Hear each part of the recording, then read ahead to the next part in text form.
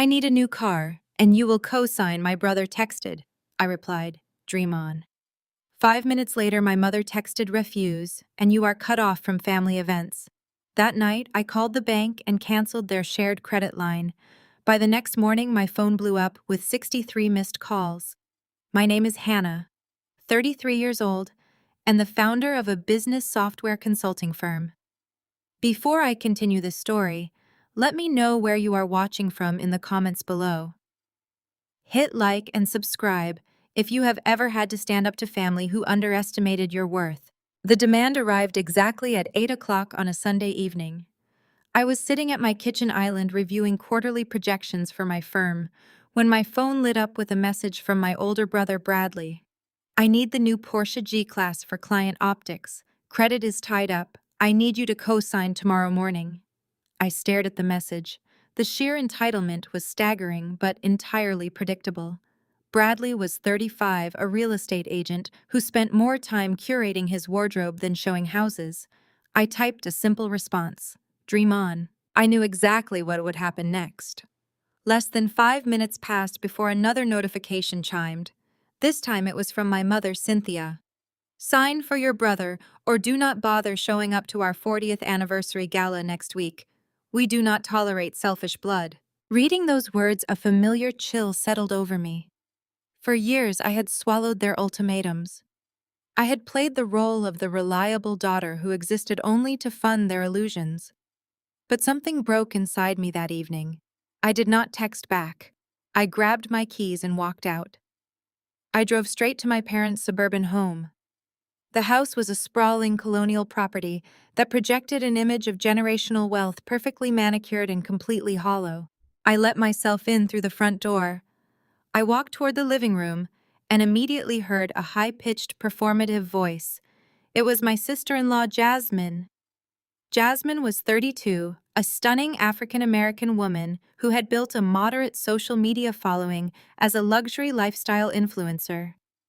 She was currently standing in front of a ring light, holding up a pristine white leather handbag to her phone camera. "Oh my God, you guys, this packaging is literally everything!" Jasmine squealed to her live audience, gently unwrapping the $5,000 bag. She was wearing a silk robe, her hair perfectly styled, performing the wealthy housewife routine flawlessly. When she spotted me standing in the doorway, her fake smile dropped instantly.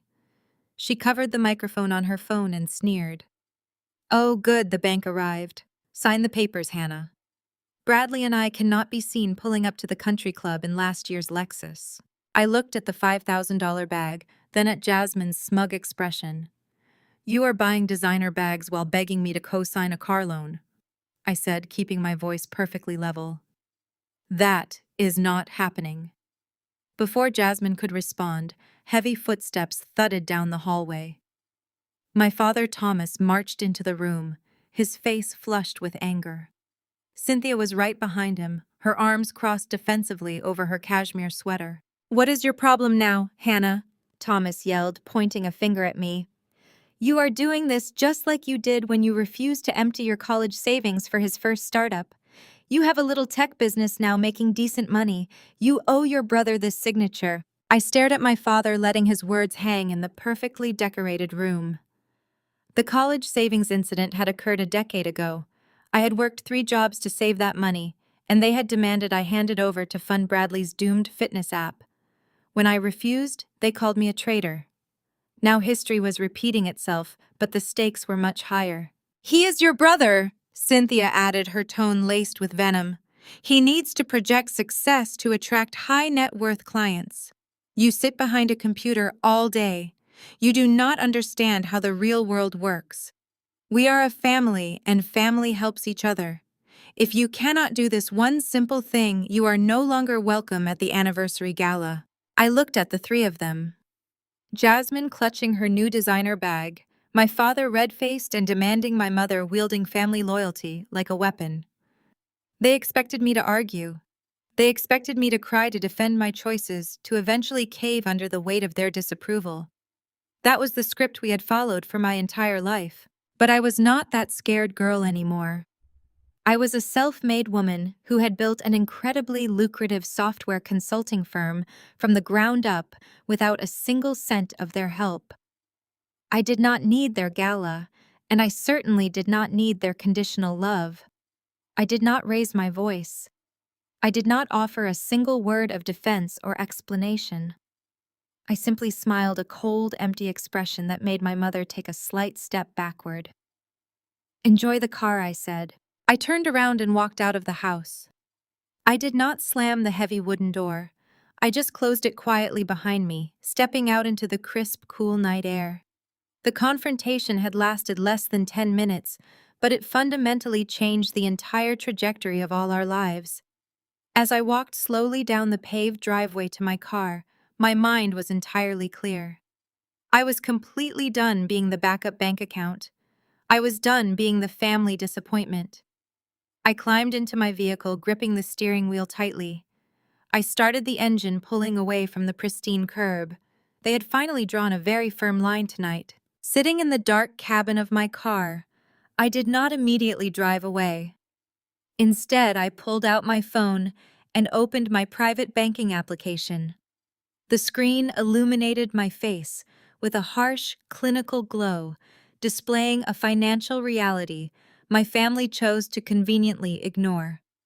6 years ago, my parents had faced near bankruptcy after making several disastrous investments based on Bradley's terrible advice.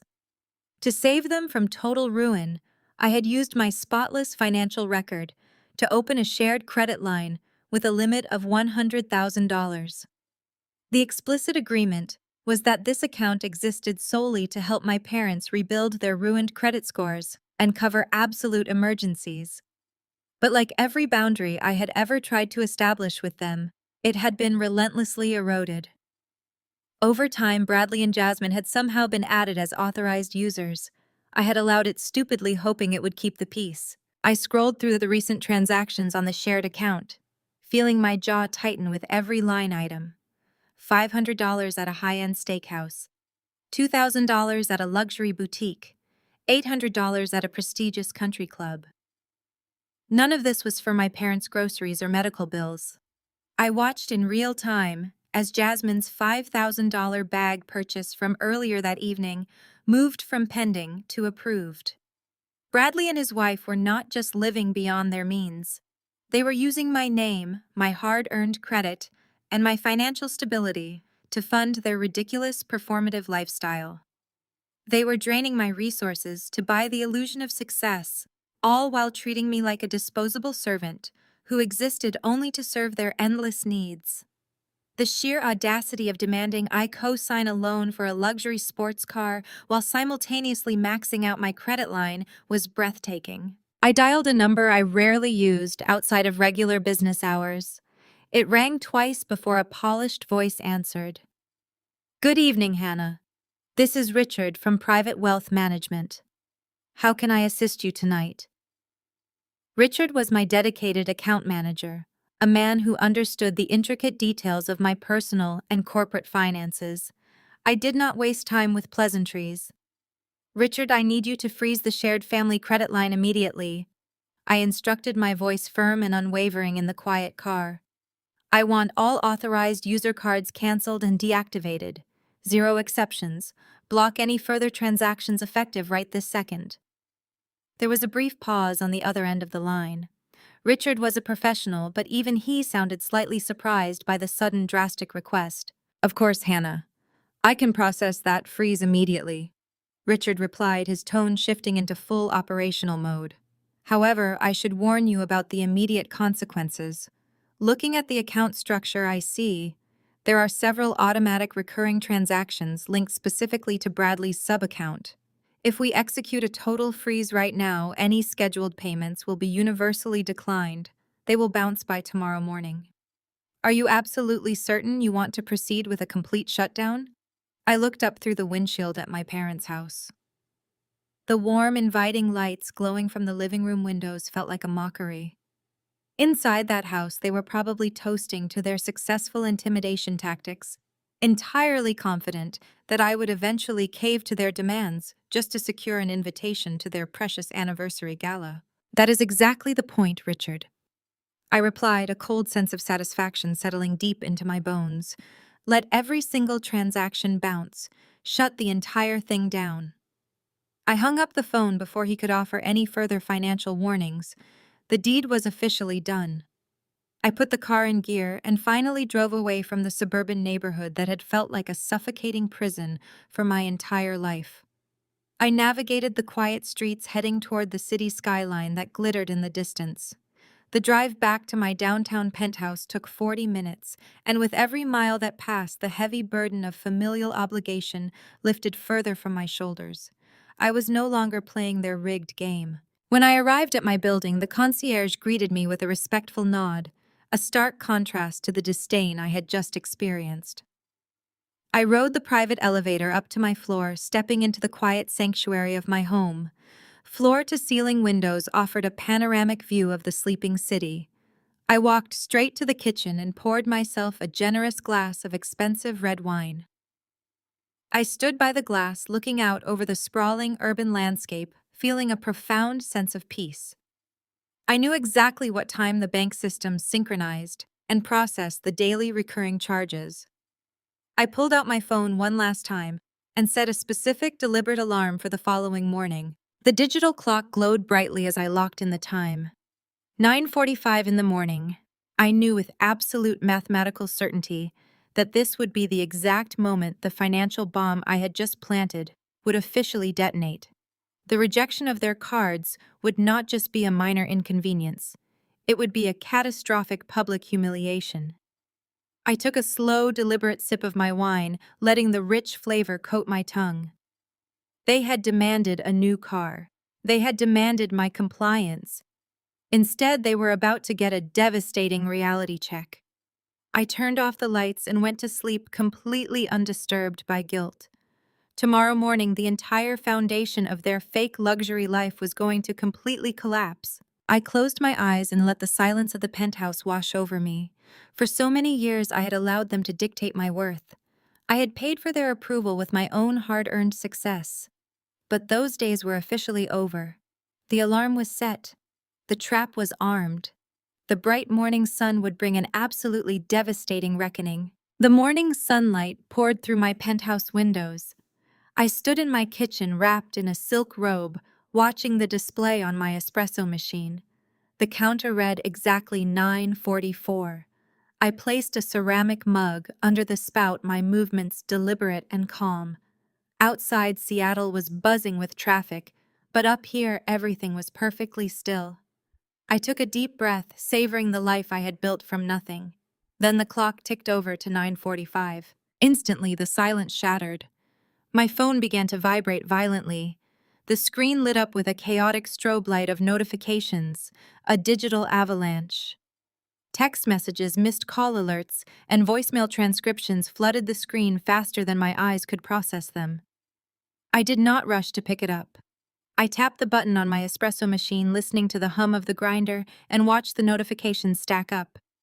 By the time my coffee finished pouring, the red badge read exactly 63 missed calls. I picked up the device, my heart rate steady. I tapped the voicemail icon, pressed the speaker button, set the phone down, and took a sip. My mother's voice exploded into the kitchen, shrill and dripping with outrage. "Hannah, what is wrong with your bank? Turn the cards back on this instant!" Cynthia screamed. Jasmine is crying in the lobby of the Oak Ridge Country Club. She was hosting a brand sponsorship brunch with 6 high-profile women, and her card was declined in front of everyone. The manager came over to their table and asked for an alternative form of payment. "You are embarrassing this family. Hannah, call the bank right now and fix your mistake before her reputation is permanently ruined." I leaned back against the counter. The Oak Ridge Country Club was notoriously exclusive. Jasmine had spent 2 years climbing the social ladder there. To have a card declined at a table full of women she was trying to impress was the ultimate social death sentence. The next voicemail played seamlessly.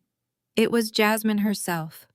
Her curated influencer voice was completely gone, replaced by raw, unfiltered rage. "Are you out of your mind?" Jasmine yelled, her voice echoing in a tiled bathroom. "I am hiding in the country club restroom right now, because I cannot face those women." The machine beeped Hannah. It said, "Insufficient funds." Do you know how hard I worked to get into this circle? Do you know what it takes for a black woman to be accepted by these snobby generational wealth housewives? I built my brand on luxury, and you just made me look like a total fraud. You are just jealous. You are a bitter, lonely woman who cannot stand seeing your brother and me happy. Turn the card back on right now, or I swear to God, I will ruin your business. I took another sip of my coffee, unbothered by her empty threats. Jasmine's brand was a house of cards, and I was the one who owned the table it sat on. My parents always praised her drive while ignoring that my enterprise software consulting firm was generating millions in real revenue. They loved the glossy version of success she provided. They never cared about the grueling hours I spent building my company. The final voicemails belonged to Bradley. The first one was left at exactly 9:46. Hannah, pick up the phone, Bradley demanded, his tone clipped. I am sitting at the Porsche dealership and your card just bounced for the deposit. The finance guy is looking at me like I am an idiot. Call the bank. They probably flagged it for fraud because it is a large amount. Fix it now. The next message showed his composure completely cracking. Hannah, what the hell is going on? The sales manager just came out here. They tried running it 3 times. He actually asked me if I needed to call my wife to bring a different card. Do you understand how humiliating this is? Answer your damn phone. The very last voicemail was left just moments before I hit play. Bradley was clearly in his car, and his voice was devoid of his usual charm. It was dark, threatening, and dripping with entitled fury. You think you are smart, Hannah? Bradley sneered into the receiver. You think you can just cut us off and sit up in your glass tower like you are better than us? You owe me. You owe this family. Mom is having a panic attack. Jasmine is humiliated, and I just had to hand the keys back to a car that was practically mine. You are not going to get away with this. We are driving to your office right now. You are going to look me in the eye, you are going to call your banker, and you are going to fix this. See you in 20 minutes, little sister. The voicemail clicked off, returning the penthouse to its previous silence. I set my coffee mug down in the sink. I did not feel fear. I did not feel anxiety. I felt a surge of pure, icy adrenaline. They were coming to my office. They expected to barge in, throw a tantrum, and bully me into submission, just like they had done when I was a teenager. They thought they could embarrass me in front of my employees and force me to yield. I walked into my closet and bypassed the casual clothes I usually wore.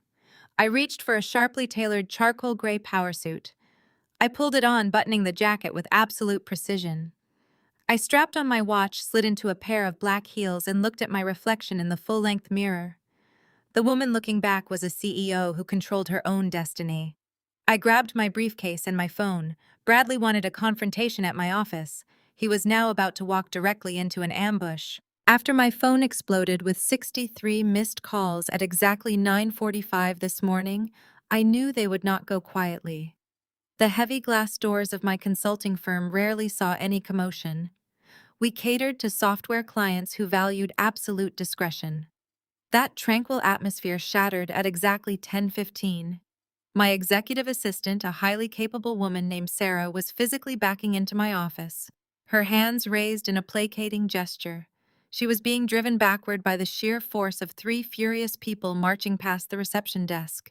Bradley led the charge, his face an ugly shade of crimson. He was wearing one of his tailored Italian suits, the kind he claimed he needed to project a successful real estate image. Right behind him was Jasmine, still wearing the extravagant floral sundress she had undoubtedly worn to her ruined country club brunch.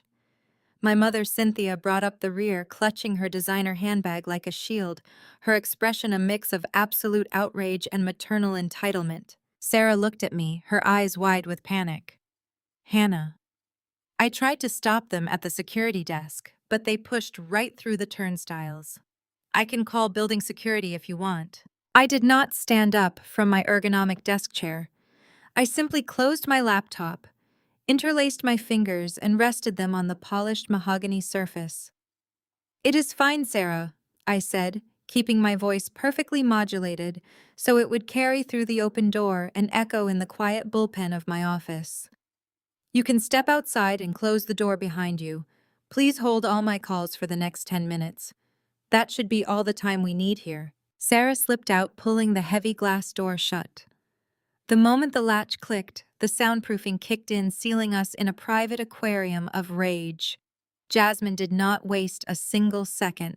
She marched directly up to my desk and slammed her phone down onto the hard surface with enough force to crack the screen protector. "You ruined my brand deal!" Jasmine screamed, her voice completely stripped of its usual curated influencer sweetness.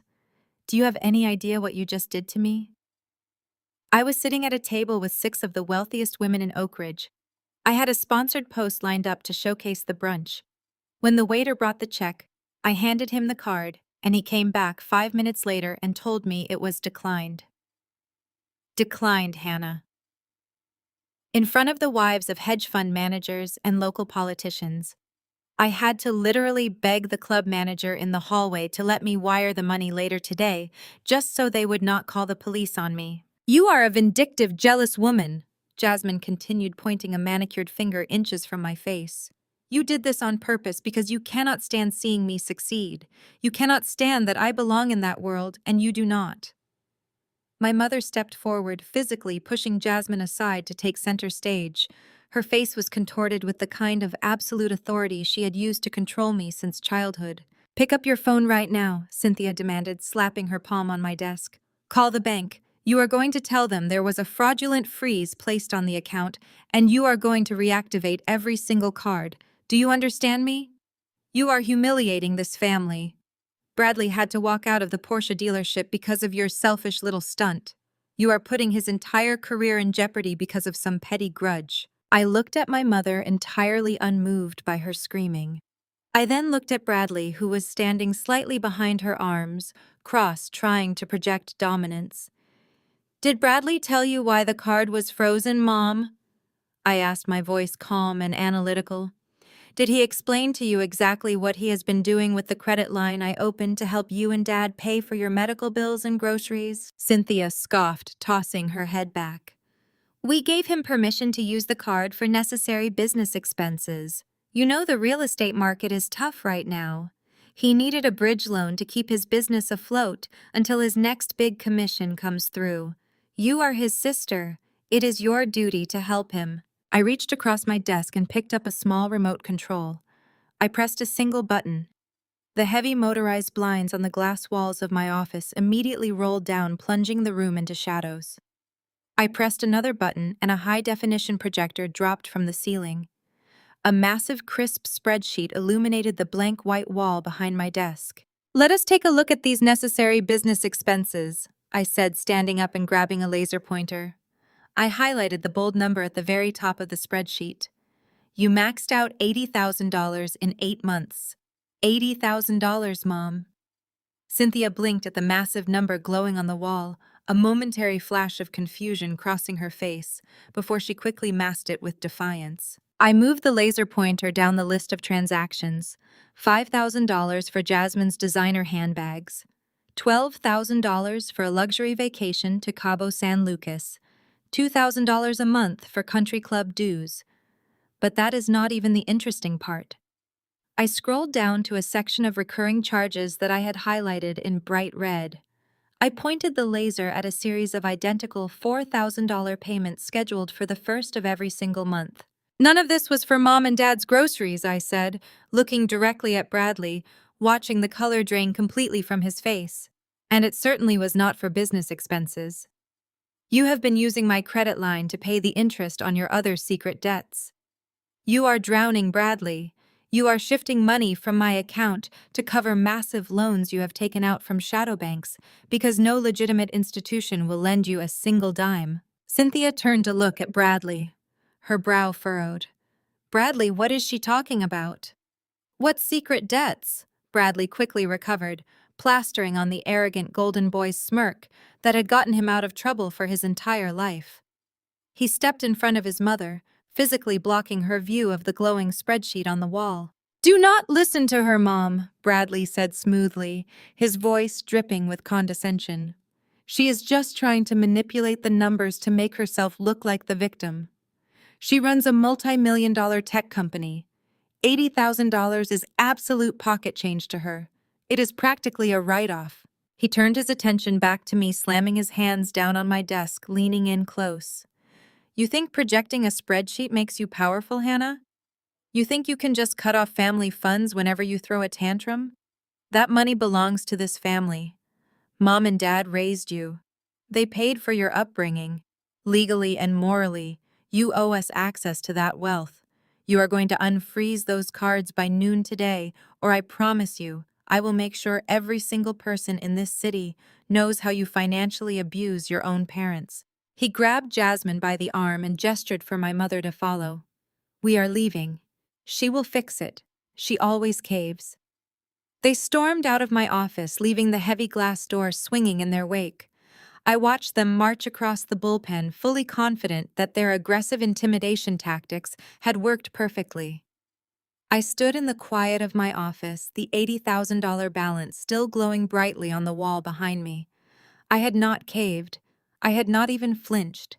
As I moved to turn off the projector, the private line on my desk phone began to ring. It was a direct line, one only a handful of people possessed.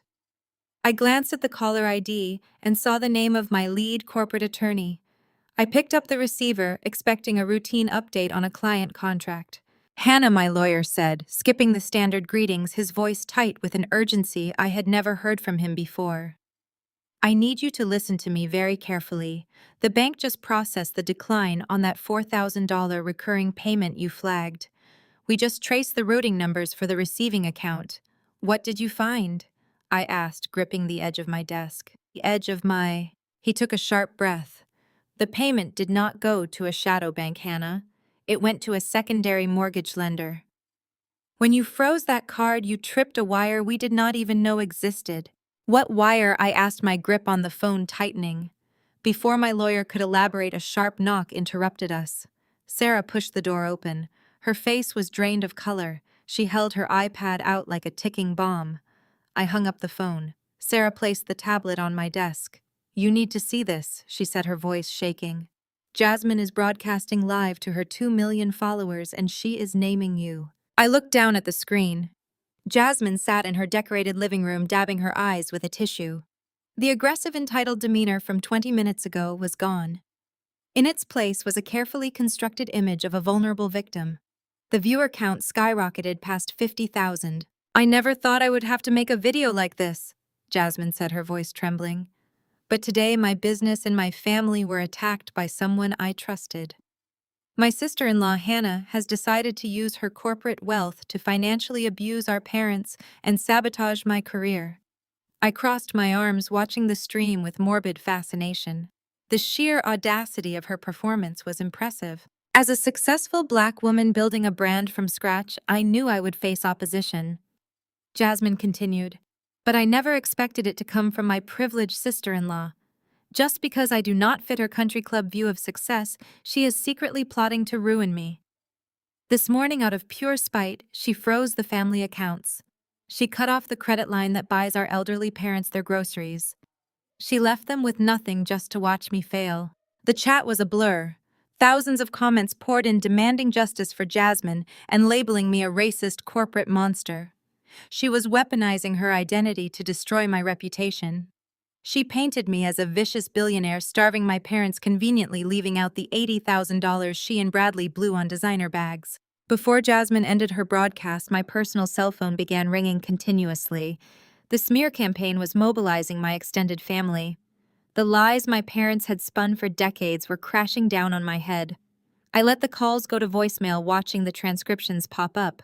The first message was from Aunt Martha. Hannah, I just saw Jasmine's video. Martha's voice crackled thick with disgust. How could you do something so evil? Your mother sacrificed everything for you, and you cut off their grocery money. After they took out second mortgages to pay for your education, you are a monster. Call your mother and fix this. I stared at the transcript. They took out second mortgages to pay for my education. I paid my college tuition with academic scholarships and night shifts at a diner. My parents never gave me a dime. They had clearly been telling the extended family that my success was funded by their sacrifices, using me as a cover story for where their money actually went. They were hiding Bradley's massive financial failures by blaming their lack of funds on my supposed education costs. The next voicemail was from Uncle David. I am ashamed to share a last name with you. Your brother is working day and night to provide for his wife, and you try to ruin her business because you are jealous. Your parents are terrified they will not be able to afford their medications. Turn that credit line back on, or you are dead to this family. Message after message rolled in. Everyone parroted the same fabricated narrative. Thomas and Cynthia spent years cultivating an image of themselves as martyrs who gave everything to their ungrateful daughter.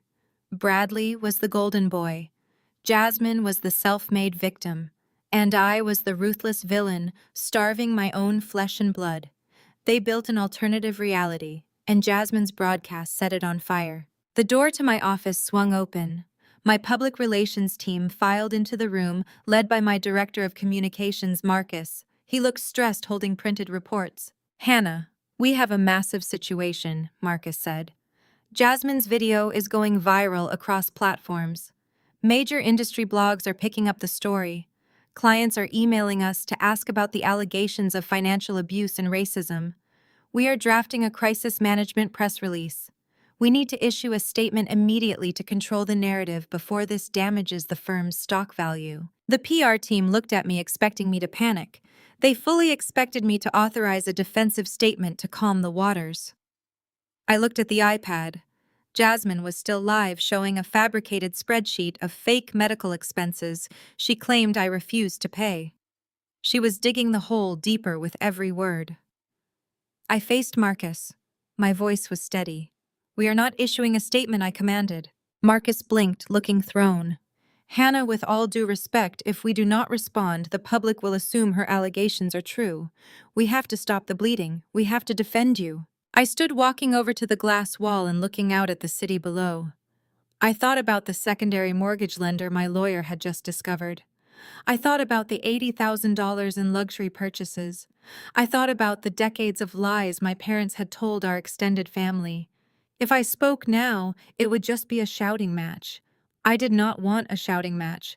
I wanted total, undeniable annihilation. I turned back to my public relations team, offering them a sharp, calculated smile. No, I said. Let her keep talking. Let her post the videos. Let her share the fake spreadsheets. Let her leave a massive digital footprint of absolute defamation. We are not going to stop her. We are going to let her build her own cage. Because when we finally drop the truth, we will need every second of that footage for the defamation lawsuit. 2 days after Jasmine launched her hysterical social media smear campaign, a courier slammed a thick manila envelope onto my receptionist's desk. Sarah, my executive assistant, brought it into my office, handling the package as if it were coated in toxic poison. I sliced the envelope open with a silver letter opener, pulling out a stack of cheap, poorly printed legal documents. The letterhead belonged to a discount law firm, the exact type of strip mall operation that plastered their phone numbers on local city buses. It was a formal, aggressively worded cease and desist demand. I read through the paragraphs, my absolute disbelief growing with every fabricated claim.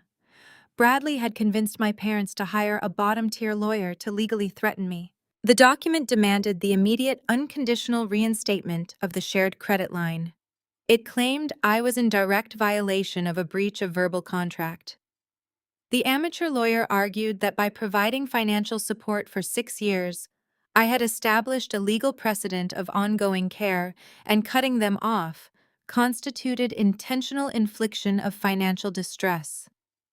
The most sickening part was at the bottom of the final page. My mother and father had both signed the document in blue ink. Thomas and Cynthia had officially authorized a legal attack against their own daughter simply because I refused to continue funding their golden boy's fake wealth. I did not waste a single second feeling hurt. I packed the ridiculous demand letter into my bag and instructed my driver to take me straight to the financial district. I walked into the sleek glass-enclosed conference room of the most prestigious corporate law firm in the city. Marcus, my lead corporate attorney, was already waiting for me. He was a ruthless, brilliant litigator who handled multi-million-dollar acquisitions for my software company. I tossed the cheap cease and desist letter onto the massive mahogany table. Marcus picked it up, adjusted his glasses, and scanned the pages. Less than 30 seconds later, he let out a sharp laugh and tossed the papers back onto the table. He told me the entire printed document was absolute, completely unenforceable legal garbage. He carefully explained that there is absolutely no court in this country that would recognize a verbal contract obligating a woman to indefinitely finance a grown man's luxury car payments and designer shopping sprees. The threat of a lawsuit was nothing but a desperate intimidation tactic designed to scare me into compliance. My parents were completely brainwashed by Bradley, operating under the delusion that their parental authority somehow superseded federal banking regulations. I felt a brief wave of intense satisfaction. I was ready to instruct Marcus to draft a devastating response that would force them to back down permanently. But as I reached for my coffee, I noticed Marcus was no longer smiling. The amusement had completely drained from his face. He reached down into his leather briefcase and pulled out a thick, bright red file folder. He placed it carefully on the table, resting his hands heavily on top of it. He looked at me with an intensity that made the air in the room suddenly feel very thin. He told me that the pathetic, threatening letter from my parents was entirely irrelevant. He said we had a much larger, much more dangerous situation to manage immediately. Marcus opened the red folder and slid a highlighted financial statement across the polished wood surface. He reminded me of the exact moment I ordered the bank to freeze my accounts.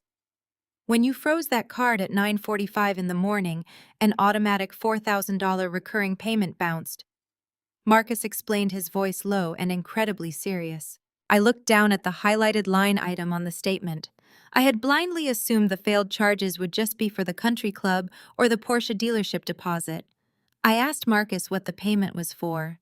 I assumed it was just another one of Bradley's ridiculous lifestyle expenses that he was hiding from his wife. Marcus shook his head, his expression grim. He explained that his financial team had immediately traced the routing numbers for every declined transaction to prepare for any potential vendor disputes. This specific payment did not go to a car dealership or a country club, Marcus said, tapping his finger against the paper. It was an automated wire transfer to a shadow bank. I stared at him, my mind racing to process the term.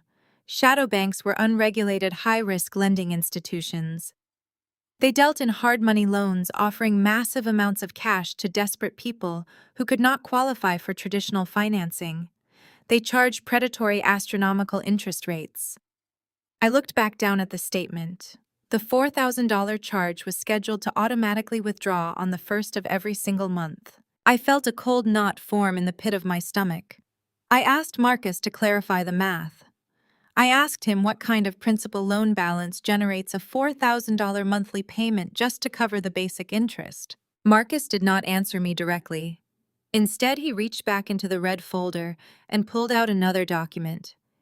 He slid it across the table, placing it directly over the bank statement. It was a copy of a property deed. The address printed at the top belonged to my parents' sprawling suburban home. It was the house I grew up in, and the very house they constantly bragged about owning outright to all their wealthy friends. I looked closely at the legal signatures at the bottom of the deed, and then I looked up at Marcus, the horrific truth suddenly snapping into clear focus. Bradley did not just drain your credit to buy fancy clothes, Marcus said, his voice dropping to a deadly whisper as he pointed at the forged signatures on the paper. He committed a serious federal crime that is going to land him in prison for a very long time. I pulled the document closer, my eyes scanning the dense legal jargon printed at the top of the page. It was a home equity line of credit agreement, a HELOC. The property listed as collateral was the sprawling, perfectly manicured suburban estate my parents had lived in for 30 years. It was the house Thomas and Cynthia constantly bragged about owning completely outright, the ultimate symbol of their superior financial prudence. I looked down at the bottom of the last page. There, signed in bold black ink, were my parents' names. These are forgeries, I stated, running my finger over the looping letters of my mother's signature. Cynthia always connects her first and last name when she signs legal documents. This signature is separated. And Thomas presses incredibly hard when he writes. You can usually feel the indentation on the back of the paper. This ink just glides. Bradley faked these. Marcus nodded, his expression completely devoid of humor. He tapped a silver pen against the attached notary stamp. He faked the signatures, and he likely bribed or coerced a shady notary contact from his real estate network to officially stamp the paperwork. Bradley used his status as a licensed real estate broker to bypass the standard verification protocols. He leveraged their paid-off pristine retirement home to extract $300,000 in raw cash from a hard money lender. $300,000, I repeated, the sheer magnitude of the theft echoing in the quiet conference room. Marcus opened another file and slid a detailed payment history across the table. Hard money lenders do not operate like traditional federally regulated banks. Marcus explained, his voice low and clinical. They cater to desperate people who need liquid cash immediately and cannot pass a standard credit check. Their interest rates are astronomical. Their penalty clauses are absolutely ruthless. They do not care if you have a sob story. They only care about the collateral. I looked at the payment history. Every single month on the exact same day, a $4,000 payment was wired to the shadow bank. The shared credit line I provided was the only thing keeping this HELOC from defaulting. I said, the pieces of Bradley's desperate puzzle finally snapping into place. He was not just using my account to buy designer clothes and fund Jasmine's influencer lifestyle. He was laundering my money to pay the interest on the massive debt he stole from our parents. Exactly, Marcus confirmed, leaning back in his leather chair. Your credit line was the lifeblood of his entire fraudulent operation. When you froze that card at exactly 9:45 this morning, the automatic $4,000 recurring payment to the shadow bank bounced. You inadvertently pulled the plug on his entire house of cards. I stood up from the mahogany table and began to pace the length of the glass-enclosed room. My mind raced back to the voicemails from this morning. Bradley screaming about being humiliated at the Porsche dealership. My mother storming into my office demanding I unfreeze the cards because I was ruining her golden boy's business deals.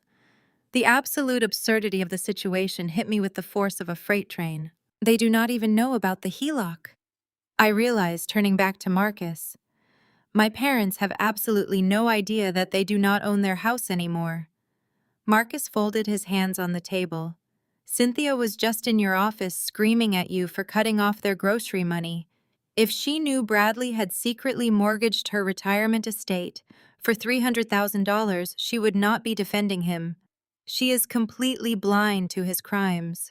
It all makes perfect sense now, I said, feeling a surge of icy clarity. The Porsche, the country club, the extravagant dinners. Bradley's real estate business has been failing for years, but he refused to downsize his lifestyle. He needed a brand new luxury car to project the image of a highly successful broker to his wealthy clients. But because his personal credit is completely destroyed by this massive shadow debt, the dealership required a cosigner. He needed me to sign for the car, and he was using my credit line to hide the fact that he secretly mortgaged our parents' retirement home. He was using you as his personal shield, Marcus agreed. And when you froze the account, you dropped the shield. What happens now, I asked, walking back to my chair. What happens when a hard moneylender does not get their scheduled minimum payment? Marcus reached into his briefcase one final time. He did not pull out a financial statement or a copy of a deed. He pulled out a sleek electronic tablet. He tapped the screen, pulling up an automated legal tracking software that our firm used to monitor property liens and title changes in real time. I told you that hard money lenders are ruthless, Marcus said, pushing the tablet across the desk so I could see the screen. They do not send polite warning letters. They do not offer grace periods or negotiate late fees. Their automated systems are designed to aggressively protect their investments the absolute second a breach of contract occurs. I looked at the digital alert flashing on the tablet screen. It was an official filing logged with the county clerk just moments ago. The bank holding the HELOC just officially issued a notice of default. Marcus said, his voice entirely devoid of emotion. I stared at the glowing red text on the screen. A notice of default was the absolute first step in a hostile property seizure. Because the payment bounced this morning, Marcus continued, the lender has legally declared the loan delinquent. By this time tomorrow, a physical notice will be taped to your parents' front door. The 30-day foreclosure clock on their house has officially started ticking. They have exactly 1 month to produce $300,000, or the bank will seize the property and evict them. I left Marcus and the heavy glass walls of his conference room with the red folder securely tucked inside my briefcase. The weight of that file felt like carrying a loaded weapon through the busy streets of the financial district. I knew exactly how hard moneylenders operated. True to Marcus and his legal predictions, a courier would be dispatched the very next morning.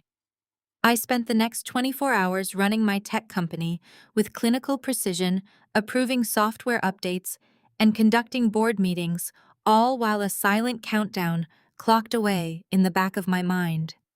I knew the exact moment the courier would walk up the manicured driveway of my parents' suburban estate. I knew what the envelope would look like. I just had to wait for the explosion. The detonation happened at precisely 2:15 the following afternoon. My private desk phone vibrated loudly against the wood surface. The caller ID flashed with my mother's cell phone number. I let it ring 3 times, taking a slow, steadying breath before answering and pressing the speaker button.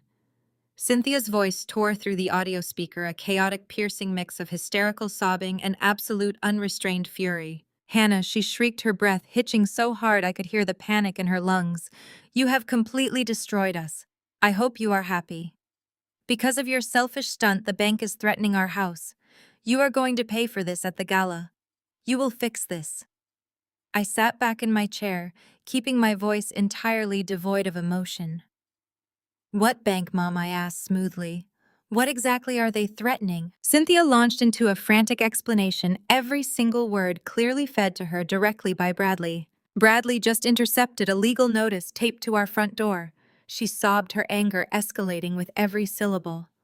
"A foreclosure notice. Do you have any idea what you have done?" Bradley explained everything to us.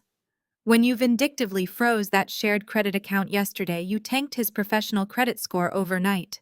You triggered an automatic cascade of financial penalties across all of his legitimate business holdings. His primary corporate lenders panicked because of your petty little freeze, and now they are wrongly targeting our property as collateral. He was managing everything perfectly until you decided to throw a jealous tantrum over Jasmine and cut off his emergency funds." I closed my eyes, marveling at the sheer terrifying audacity of my brother. Bradley had actually managed to intercept a federal notice of default for a fraudulent $300,000 shadow mortgage, read it out loud to our parents, and seamlessly convinced them that I was the one responsible. He had successfully weaponized his own federal crime against me. He twisted the narrative so masterfully that Thomas and Cynthia were currently viewing the man who stole their retirement home as a helpless victim, and the daughter who had been quietly funding their groceries as a corporate monster. "You listen to me right now, Hannah." Cynthia continued her sorrow, hardening into that familiar commanding rage she used whenever I stepped out of line. "Your brother is out there right now frantically calling his investors, trying to clean up the massive mess you created. You jeopardized the roof over our heads. You will call whoever you need to call at your bank, and you will reverse this damage before the end of the week. If you do not fix this immediately, I swear I will make sure every single person in our social circle knows what a treacherous, ungrateful daughter we raised." I hovered my finger over the red mute button on the console. I could end his entire charade right now. I could tell her to flip to the second page of the notice she was holding. I could tell her to look closely at her own forged signature. I could email her the property deed Marcus had pulled from the county records and prove mathematically and legally that her golden boy was a criminal who had secretly sold their sanctuary to the highest bidder to fund a fake lifestyle. It would only take one sentence to shatter Bradley's entire illusion. But as I listened to her ragged, furious breathing through the speaker, I looked down at my desk. Resting next to my keyboard was a thick, cream-colored envelope with heavy gold foil lettering. It was the formal invitation to Thomas and Cynthia's upcoming 40th wedding anniversary gala. It was set to be the absolute social event of their season, a massive catered affair at the Oak Ridge Country Club, where they planned to showcase their perfect affluent family to over 200 of their closest friends, colleagues, and extended relatives. It was the same extended family that was currently flooding my inbox with hate mail, based on Jasmine's fake Instagram tears. If I told my mother the truth over the phone on a random Tuesday afternoon, she would never believe me. Bradley was likely standing right there beside her, ready to spin more lies, ready to convince her that the documents I sent were fabricated, ready to play the victim of a wealthy sister who had lost her mind.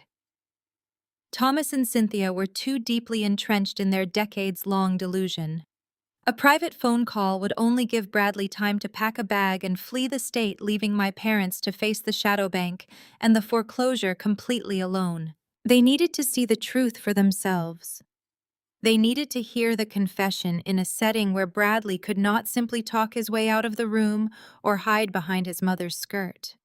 They needed an audience. "I will see you at the gala, Mom," I said calmly. "We will definitely clear everything up then." I hung up the phone before she could scream another threat. I picked up the gold foil invitation, tapping its thick, expensive edge against my desk. Bradley wanted a show. Jasmine wanted a public spectacle. My parents wanted to use an extravagant anniversary party to pretend they had a flawless, wealthy family. I was going to give them exactly what they wanted. I was going to let them gather every single person they cared about into one opulent room, and then I was going to burn their entire fabricated world to the ground. The very next morning, the financial reality of my parents' profound delusion became terrifyingly clear. I was in my office finalizing the quarterly projections for my software firm when Marcus arrived with a fresh stack of bank records. My lead attorney did not bother with morning pleasantries. He dropped a thick, heavily tabbed dossier onto my desk, pointing a stiff finger to a highlighted column of outbound wire transfers. Thomas and Cynthia were not just ignoring the federal notice of default taped to their front door. They were actively liquidating their absolute last remaining safety nets to fund their 40th anniversary spectacle. Marcus explained the mechanics of their financial suicide with grim clinical precision. Thomas had completely cashed out his final legitimate mutual fund, willingly absorbing massive early withdrawal penalties and tax hits just to secure the grand ballroom at the Oak Ridge Country Club. Cynthia had drained the last remnants of her modest teaching pension to pay the non-refundable $50,000 catering deposit. They were hiring a 20-piece string quartet, importing hundreds of rare white orchids directly from Holland, and serving beluga caviar to 200 affluent guests. They were literally throwing a six-figure party inside an elite country club, while a ruthless shadow bank was actively preparing to seize the roof over their heads. "They are operating under a terminal level of denial," Marcus stated, adjusting his glasses as he looked over the depleted account balances. "Bradley has them entirely convinced that the foreclosure notice is a clerical error caused by your sudden credit freeze. He told them his corporate lawyers are handling the paperwork and that the bank will issue a formal written apology by next week. Instead of seeking independent legal counsel, your parents are spending their emergency grocery money on champagne towers to prove to their country club friends that they are still the wealthiest family in the neighborhood." The sheer scale of their vanity was staggering, but the absolute peak of the absurdity arrived an hour later in the form of a furious, high-pitched phone call from my sister-in-law. Jasmine did not bother saying hello when I answered my private line. She immediately launched into a frantic, entitled rant about her custom wardrobe and social media aesthetic. "Hannah, you need to call your credit card company right now," Jasmine demanded, her voice echoing with the unmistakable background noise of a high-end bridal boutique. "My custom silk gown from Paris is being held at customs, and my celebrity photographer is threatening to walk away because Bradley's card keeps declining. Bradley is super stressed with some boring corporate restructuring right now, and he said you were having a glitch with the shared account. You need to wire $20,000 to the photographer today, or you are entirely cut out of the VIP family photo shoot at the gala." I listened to her screeching demands, marveling at her complete and utter detachment from reality. Jasmine was standing in a luxury boutique throwing a tantrum over a photo shoot, completely oblivious to the fact that her husband had forged federal documents and mortgaged his parents' retirement estate to a predatory lender. She had absolutely no idea that the man she married was facing decades in a federal penitentiary for wire fraud. "I am not wiring you a single cent, Jasmine," I replied, my voice dangerously calm. You and Bradley will have to figure out your own vendor payments. Jasmine gasped, deeply offended by the cold rejection. You are so unbelievably selfish, she snapped. Thomas and Cynthia are spending a fortune to make this night perfect, and you cannot even help cover the basic photography. Do not even bother showing up to the VIP cocktail hour. You are ruining the aesthetic anyway. She slammed the phone down, leaving a sharp dial tone ringing in my ear. I smiled, placing the receiver back on its cradle. I looked across my desk at the bright red file folder Marcus had prepared. Inside were the certified copies of the fraudulent home equity line of credit, the detailed transaction logs of the shadow bank payments, and the official notice of default. It was the definitive, undeniable proof of Bradley's criminal empire, all neatly bound in premium legal portfolios. I spent the rest of the afternoon working with Sarah, my executive assistant, to organize the final logistics for the gala. I did not need to buy a custom silk gown from Paris or hire a celebrity photographer to make an impact. I needed a highly secure courier service. I gave Sarah the red folder and instructed her to hire a bonded, uniformed courier. The instructions were exact and non-negotiable. The courier was to arrive at the Oak Ridge Country Club at precisely 8:30 on the night of the gala. He was to bypass the reception desk walk directly into the grand ballroom during the main toast and hand the package exclusively to me. The evening before the anniversary party, my personal phone remained completely silent. There were no more parking lot threats from Bradley, no more hysterical demands from Cynthia, and no more entitled tantrums from Jasmine. They were all too busy polishing their fake crowns and preparing for their grand societal debut. They were focused on the ice sculptures, the lighting arrangements, and the seating charts, blissfully unaware that the ground beneath them had already collapsed into a sinkhole. I stood in my walk-in closet, running my hand over the dark, tailored designer suit I had selected for the event. It was sharp, professional, and entirely uncompromising. I was not going to the Oak Ridge Country Club to celebrate a fraudulent family legacy. I was going to perform a corporate execution. Bradley thought he could manipulate my parents into submission. Cynthia thought she could shame me into compliance. Jasmine thought she could exclude me from the narrative. They all believed that the heavy velvet curtains of their high society life would protect them from the brutal consequences of their actions. They were about to learn that no amount of imported orchids or vintage champagne could cover the stench of a federal crime. I turned off the closet light, feeling a profound, absolute calm wash over me. The trap was set, the evidence was secured, and the guests were invited. Tomorrow night, the golden boy was going to fall, and I was going to make sure the entire city watched him hit the floor. 48 hours later, I stepped out of my own vehicle and handed my keys to the valet at the Oak Ridge Country Club. The evening air was crisp, but the atmosphere radiating from the club's grand entrance was thick with manufactured opulence.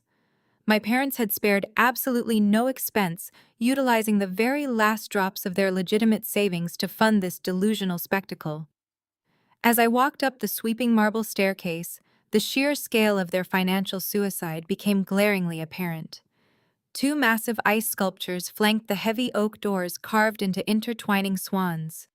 A 20-piece string quartet played a classical arrangement on the terrace, their notes floating over the meticulously manicured lawns. I stepped into the grand ballroom, and the visual assault of forced wealth was blinding. The room was glowing under the light of three massive crystal chandeliers. Waiters in crisp white tuxedos circulated seamlessly through the crowd, carrying silver trays overflowing with vintage champagne and beluga caviar. Over 200 guests filled the space. I recognized local politicians, elite realtors from Bradley's supposed professional network, and dozens of extended family members who had flown in from across the country. They were all wearing their finest evening wear, laughing and toasting to Thomas and Cynthia's 40 years of marital and financial success. I did not wear a ball gown. I did not wear sequins or rhinestones. I arrived wearing a sharp, tailored midnight blue suit. It was a custom piece I usually reserved for hostile corporate takeovers and aggressive boardroom negotiations. It projected absolute authority, a stark clinical contrast to the sea of pastel silks and rented tuxedos surrounding me. I stood at the edge of the ballroom, observing the room with the detached precision of an auditor reviewing a bankrupt ledger. Across the room, Thomas and Cynthia were holding court near a towering 5-tier anniversary cake. My mother was draped in heavy gold jewelry, her smile practically plastered to her face as she accepted congratulations from a local city councilman. She looked the part of the wealthy matriarch, perfectly completely ignoring the fact that a foreclosure notice was currently sitting on her kitchen counter. Before I could take more than 3 steps into the venue, a blur of highly reflective, aggressively bright fabric blocked my path. It was Jasmine. She was wearing the custom silk gown from Paris, the exact dress she had hysterically demanded I pay for just 2 days prior. The gown was gaudy, covered in excessive beadwork that caught the chandelier light in a way that was more blinding than elegant. Her hair was styled into an elaborate updo, and her face was contoured heavily for the celebrity photographer she had hired. Hannah Jasmine hissed, grabbing my forearm with perfectly manicured nails. "What are you wearing? You look like you are going to a business meeting. This is a black tie event." I looked down at her hand, my expression freezing her in place. "Remove your hand from my jacket, Jasmine." She snatched her hand back, her eyes darting nervously around the room to see if anyone was watching us. She leaned in close, the smell of her heavy, expensive perfume clashing with the subtle scent of the champagne. "Sit in the back," Jasmine whispered, her tone dripping with venomous entitlement. "Bradley warned me you might try to make this about you. He told me you have been acting completely unstable lately. We have image consultants here tonight, and we are the face of this family today. We cannot have your negative energy ruining the aesthetic." The absolute irony of her statement was almost poetic. She was standing in a dress bought on credit, defending a husband, facing federal prison, and boasting about a family legacy that was 30 days away from complete eviction. She was a captain proudly polishing the brass on a sinking ship. I did not raise my voice. I did not argue. I simply adjusted the lapel of my midnight blue blazer, letting my eyes sweep over her gaudy gown one final time. "Enjoy the spotlight, Jasmine," I said, my voice dropping to a smooth, deadly calm. "You are going to need it." I elegantly sidestepped her, leaving her standing near the entrance with a confused, angry scowl twisting her perfectly painted face. I moved purposefully into the crowd, feeling the shifting energy of the room. As I navigated past the high-top tables, I noticed the stares. Extended family members who had seen Jasmine's tearful, fabricated social media posts looked at me with clear, unmasked disdain. Aunt Patricia whispered something to her husband as I walked by. Cousin Greg actively turned his back to me. They had all consumed the narrative my parents and brother had served them. They believed I was the bitter corporate spinster who was actively trying to ruin her charming brother's life out of pure spite. I grabbed a glass of sparkling water from a passing waiter and positioned myself near the back of the room, exactly where Jasmine had demanded I go. It was the perfect vantage point. From here, I had a clear line of sight to the main entrance, the grand stage where the toasts would be given, and the table where Bradley was currently sitting. I watched my brother. He was holding a glass of scotch, laughing loudly at a joke told by one of his investors, but his eyes were frantic. He was sweating despite the heavy air conditioning. He kept checking his watch, his gaze darting toward the ballroom doors every time they swung open. He knew he was out of time. He knew the shadow bank had initiated the foreclosure, and he knew I held the evidence.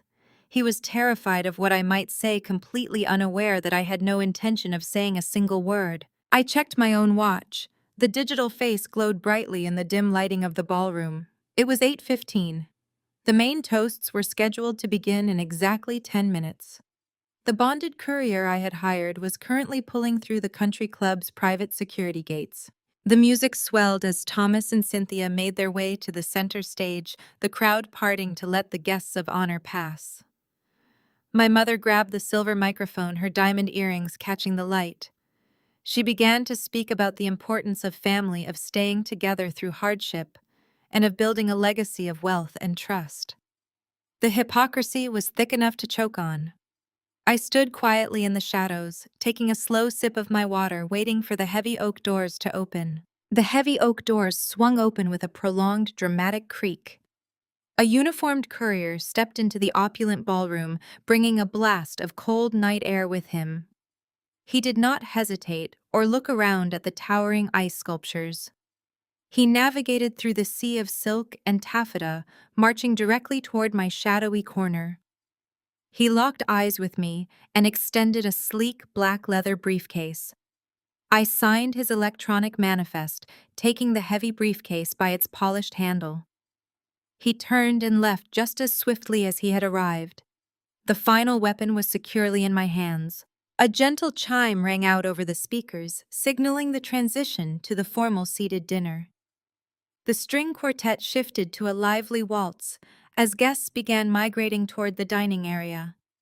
I adjusted my grip on the briefcase and stepped out of the shadows, intending to find a quiet seat in the back. I barely made it halfway across the room before Cynthia intercepted me. My mother did not bother with a greeting. She grabbed my forearm with a grip tight enough to leave bruises through my blazer. Her face was arranged in a rigid, picture-perfect smile for the benefit of passing guests, but her eyes were dark with unmasked hostility. She practically dragged me toward the velvet-roped VIP section at the very front of the ballroom. The head table was a grotesque display of excess. Massive arrangements of imported white orchids blocked the view of the other guests. Platinum chargers sat under gold-rimmed plates. Bradley was already seated, gulping down a glass of expensive bourbon, avoiding my gaze entirely. Jasmine was busy adjusting her diamond necklace, taking photos with her phone and pretending I did not exist. Cynthia shoved me into the empty chair beside her. She leaned in so close I could smell the sharp chemical tang of her hairspray. Her voice was a low, venomous hiss, designed to stay strictly contained within the perimeter of our table. "You are going to fix this tonight, Hannah," Cynthia demanded, her tone, leaving absolutely zero room for negotiation. "You are going to take the microphone during the family toasts. You are going to look your brother in the eye, and you are going to publicly apologize to this entire room for abandoning the family in a moment of financial stress. You will tell everyone it was a misunderstanding caused by your own poor accounting." I stared at her, genuinely amazed by the sheer depth of her delusion.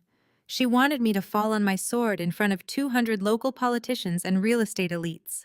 She wanted me to claim responsibility for Bradley's federal crimes just to protect his fragile social standing. Thomas leaned across the table, swirling his cognac in a crystal snifter.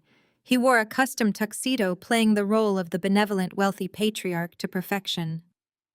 He looked at me with deep disappointment, shaking his head slowly. "Your brother is closing a multi-million-dollar deal next week," Thomas added, his voice dripping with condescension. "This little cash flow problem you caused is a blip. He is carrying the weight of the family legacy on his shoulders, and your petty jealousy is jeopardizing his focus. We are not asking you, Hannah. We are telling you. Do the right thing." I looked at Bradley. He finally met my eyes, a sickening, desperate smirk playing on his lips. He actually thought he had won. He believed that our parents' unquestioning authority would override my logic. He had spent his entire life hiding behind their blind favoritism, using them as human shields whenever his reckless decisions caught up with him. He was banking on my lifelong habit of keeping the peace to save him from prison. I turned my attention back to my mother. "I will definitely set the record straight tonight, Mom," I said smoothly, my voice completely devoid of emotion. "I will make sure everyone understands exactly what happened." Cynthia nodded, a triumphant gleam flashing in her eyes. She patted my arm, her rigid smile relaxing into genuine smugness. She truly believed she had bullied me into submission. Dinner was served with theatrical flair. Waiters poured vintage wine and set down plates of filet mignon and lobster tail. I did not eat. I watched the room. I watched the guests laughing blissfully, unaware that the meal they were consuming was entirely funded by a fraudulent shadow mortgage. I watched Thomas and Cynthia clinking glasses with the city councilman, pretending they were not facing imminent eviction. I watched Jasmine post another photo online, boasting about a lifestyle that was 30 days away from total collapse. As the dessert plates were cleared away, the overhead chandeliers dimmed slightly. A bright spotlight hit the center stage. The dull roar of conversation slowly faded as the sharp, distinct clinking of a glass echoed through the hall.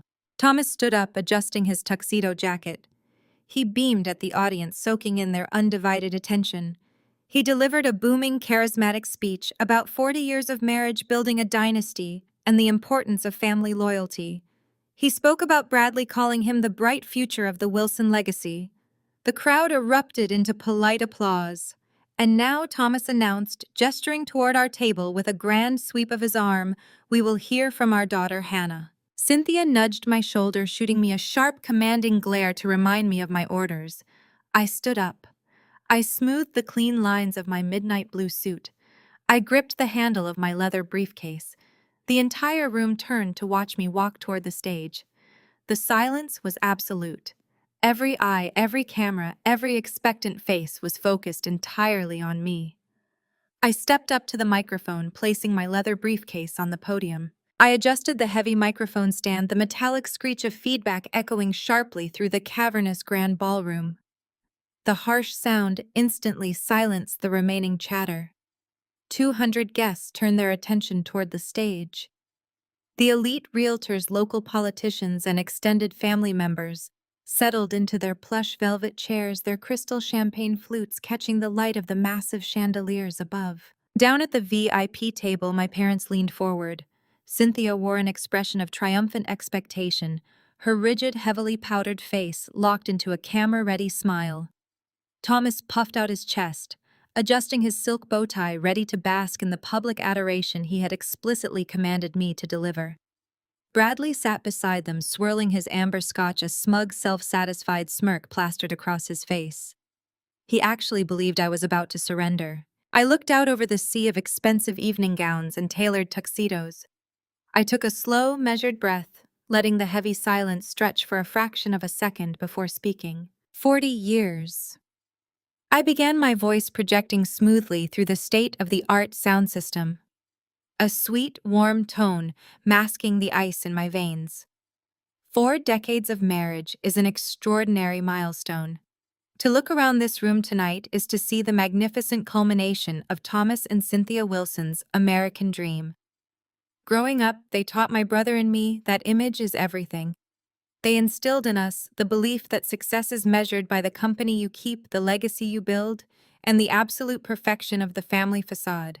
A gentle wave of appreciative murmurs rippled through the crowd. I saw the city councilman at table 4 nod in solemn agreement.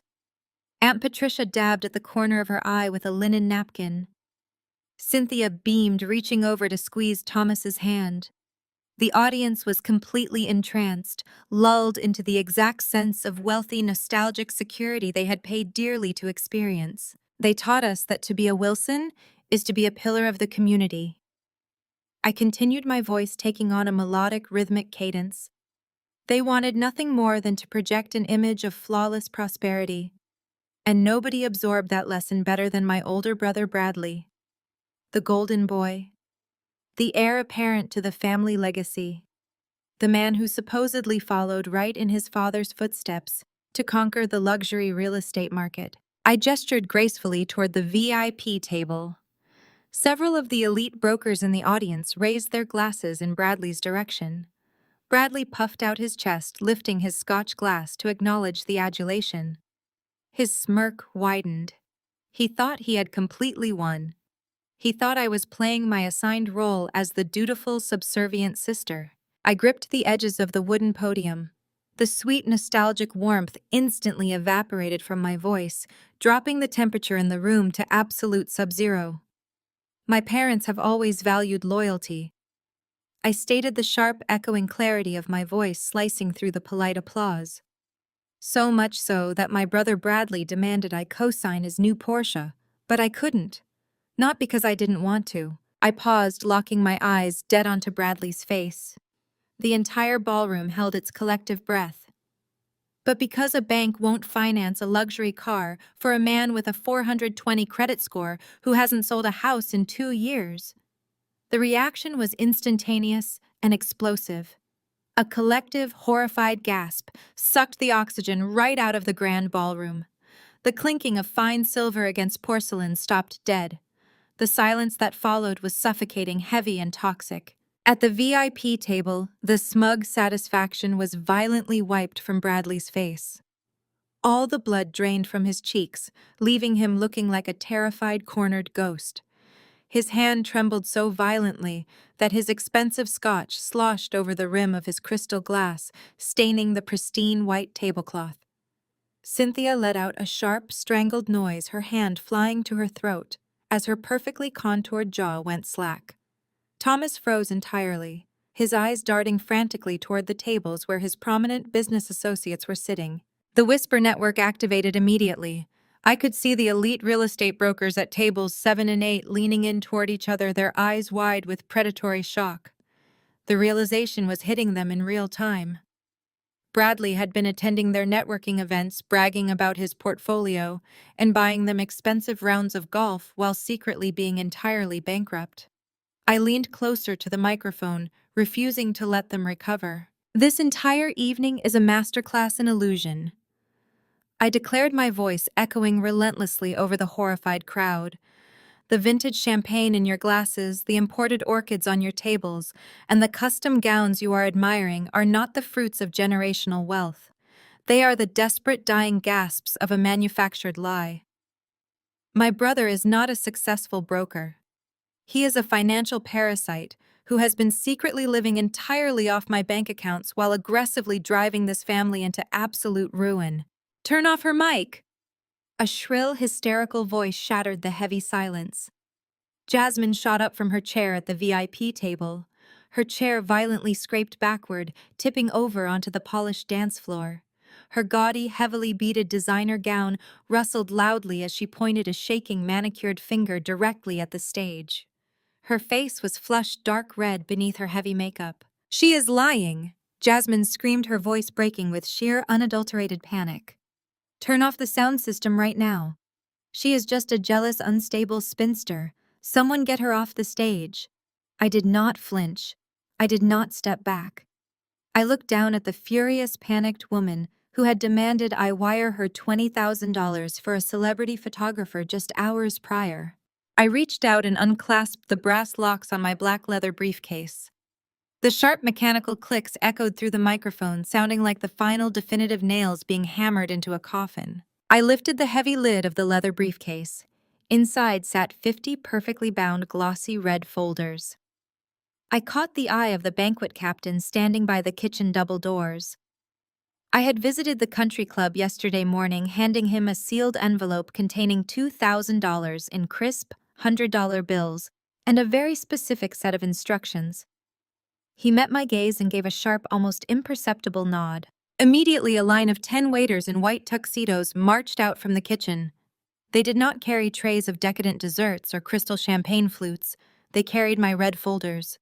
They moved with military precision, bypassing the general seating and marching straight toward the velvet-roped VIP section.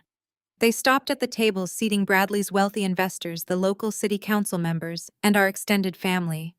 Moving in total unison, the waiters placed a bright red folder directly in front of each high-profile guest. Jasmine shrieked indignantly as a waiter dropped one right on top of her gold-rimmed charger plate. Cynthia stared at the red cover like it was an active explosive device. Thomas, furious at the interruption, snatched his folder up and ripped it open. I leaned back into the microphone. The initial screech of feedback had completely faded, leaving only my voice to fill the cavernous hall. "Mom, Dad," I said, my voice echoing off the crystal chandeliers with surgical precision. "The bank is not foreclosing on your house because of me. They are not foreclosing because of a credit freeze, or a clerical error, or a temporary cash flow problem." I watched my mother's face drain of all color, the thick layer of foundation suddenly looking like a chalky mask. "They are foreclosing because Bradley forged your signatures on a $300,000 home equity line of credit," I announced to the dead silent room. "He illegally mortgaged your retirement estate to a predatory shadow bank entirely to fund Jasmine's Instagram lifestyle." The silence in the grand ballroom shattered instantly. A collective horrified gasp sucked the oxygen right out of the room. The elegant clinking of fine silver against porcelain stopped dead. The atmosphere dissolved into a toxic wave of frantic whispers and the sharp sound of thick parchment paper being rapidly flipped. At the VIP tables, the elite real estate brokers were pointing at the highlighted transaction logs included in the dossiers. They were looking at bank statements showing Bradley transferring $50,000 to a luxury car dealership and $20,000 to an exclusive bridal boutique. They were reading the exact dates and times their supposed peer had committed federal wire fraud. At the head table, Thomas stood entirely paralyzed. The expensive cognac he had been drinking sloshed over the rim of his crystal snifter, staining the sleeve of his custom tuxedo, but he did not seem to notice. He was staring intensely at the second page of the document in his hands. It was the deed of trust. Next to his printed name was a signature. It was a clumsy, desperate imitation of his handwriting executed by a man who was running out of time and options. Thomas slowly lowered the paper. His hands were shaking so violently that the thick parchment audibly rattled. He slowly turned his head toward his golden boy. Bradley had pushed his dining chair back. He was physically backing away from the table, his eyes darting frantically toward the emergency exit signs, glowing red above the service doors. The arrogant smirk was gone, replaced by the sheer, unadulterated terror of a trapped animal. Bradley Thomas choked out. His booming, patriarchal voice was suddenly reduced to a fragile, broken wheeze. "Is this your signature? Did you steal our home?" Bradley opened his mouth, but no sound materialized. He looked at Thomas, then at the furious investors at the adjacent tables, his chest heaving with panic. Jasmine jumped up from her seat, her heavy beaded gown catching on the tablecloth. "I do not know anything about this," she screamed, pointing an accusing finger directly at her husband. "I thought he was closing deals. I thought he was successful. He lied to me too."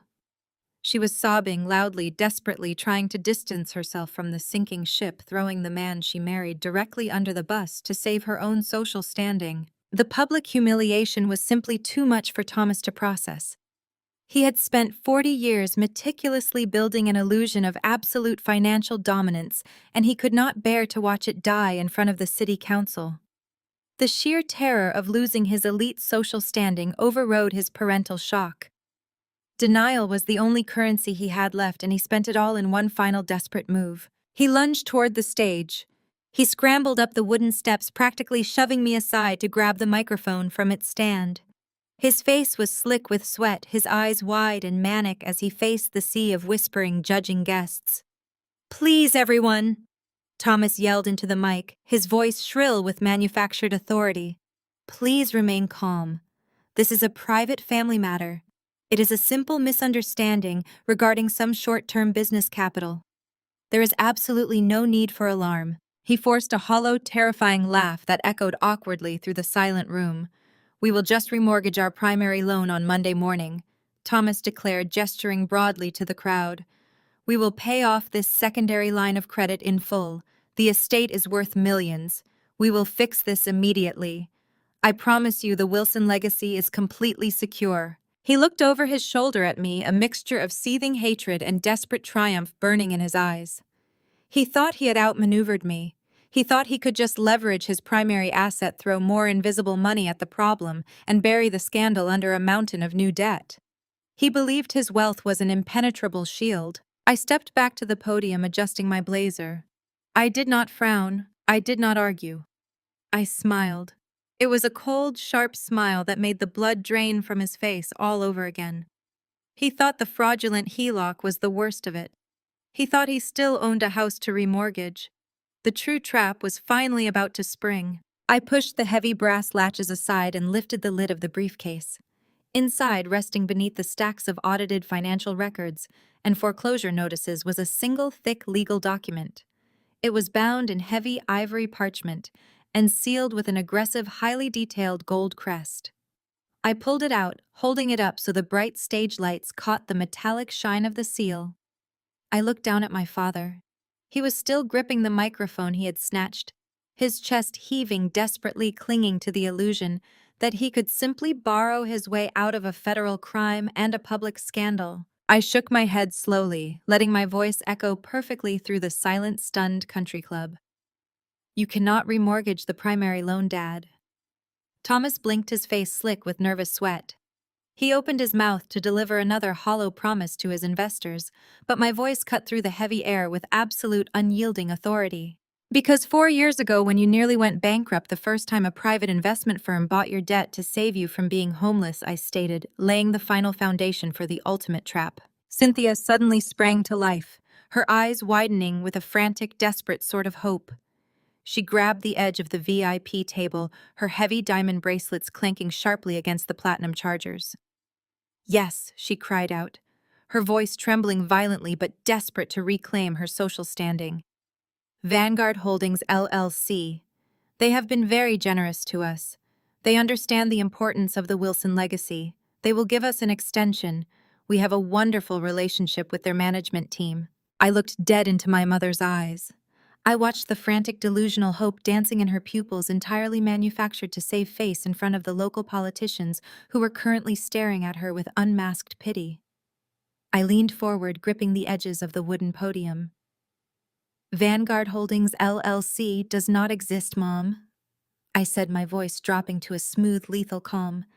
It is a shell company. The air in the grand ballroom grew incredibly heavy. Cynthia stared at me, her brow furrowing in deep confusion. Thomas froze his hands, gripping the microphone so tightly his knuckles turned stark white. Jasmine stopped her hysterical sobbing, looking back and forth between me and her ruined husband. I let the silence hang for a fraction of a second before delivering the killing blow. I am the sole proprietor of Vanguard Holdings, I announced, the words ringing out like a judge delivering a final sentence. I bought your mortgage. I have been your silent landlord and your sole creditor for 4 years. I paid for the roof over your heads while you called me a failure and treated me like trash. The sheer, unadulterated shock paralyzed the entire room. It was as if time had physically stopped. Cynthia let out a sharp, choked gasp, her hands flying to cover her mouth. Her eyes widened to comical proportions as the reality of my statement violently collided with her carefully constructed worldview. Thomas physically staggered backward, dropping his microphone onto the carpeted floor with a dull thud. The booming, arrogant patriarch was gone, replaced by a hollow, terrified man who had just realized his entire existence was subsidized by the daughter he despised. I watched the realization wash over them, a tidal wave of historical humiliation crushing them in real time. All the years of Cynthia aggressively bragging about Bradley's imaginary real estate empire crashed down upon her. All the lavish Thanksgiving dinners where she proudly seated me at the far end of the table, loudly lamenting my lack of ambition to her wealthy friends, echoed back to mock her. She had spent a decade telling everyone I was a corporate spinster, completely unaware that I held the deed to her meticulously decorated mansion. I turned my gaze to Thomas. He was leaning heavily against the VIP table, his face a terrifying shade of ashen gray. I remembered the day exactly 4 years ago when he stood in my cramped apartment kitchen. I remembered the exact condescending sneer on his face as he belittled my business ventures. He had called my company a cute little project. He had told me I lacked the killer instinct required for real, tangible wealth. He had lectured me about building a legacy, completely oblivious to the fact that the very suit he was wearing was paid for by the profits of that exact business. He had no idea that my cute little project was actively preventing his eviction. And Bradley, the golden boy. He was currently gripping his hair, his elbows planted on the table, hyperventilating into the silk tablecloth. He had spent his entire adult life playing the role of the self-made millionaire, driving leased luxury cars, and wearing custom suits bought on fraudulent credit. He had treated me like a burdensome peasant, entirely unaware that he was sleeping under a roof I legally owned. The elite real estate brokers and local politicians in the audience were practically buzzing with electric shock. They were looking at Thomas and Cynthia with a mixture of sheer pity and profound disgust. The Wilson dynasty was not just bankrupt. They were squatters in their own home, entirely dependent on the charity of the daughter they publicly humiliated. The social hierarchy of the room had inverted in the span of 30 seconds. Jasmine slowly lowered her hands from her face.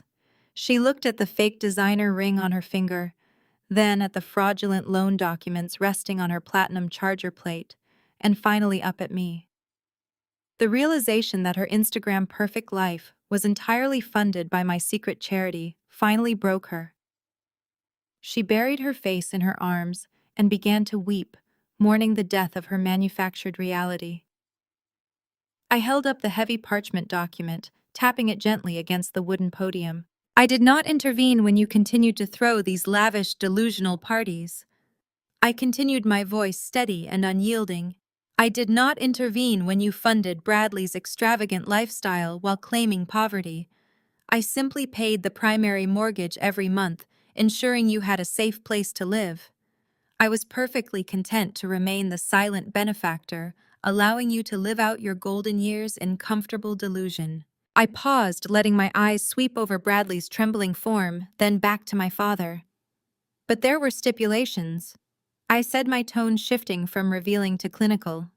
Strict, legally binding stipulations outlined in the debt transfer agreement you eagerly signed 4 years ago to avoid public bankruptcy. Thomas looked up at me, his eyes filled with a new, distinct terror. He knew exactly what was coming. He knew the absolute legal reality of what his golden boy had done. I placed the Vanguard Holdings document down on the podium, smoothing my hand over the gold crest. And according to the strict terms of the primary mortgage, I stated delivering the fatal legal blow with absolute precision, taking out a secondary fraudulent home equity line of credit, is a direct, unforgivable breach of contract. I stepped out from behind the heavy wooden podium. The microphone feedback hummed faintly, but the grand ballroom remained dead silent. I walked the short distance to the head table, my heels clicking sharply against the polished marble floor. I stopped directly in front of Thomas and Cynthia.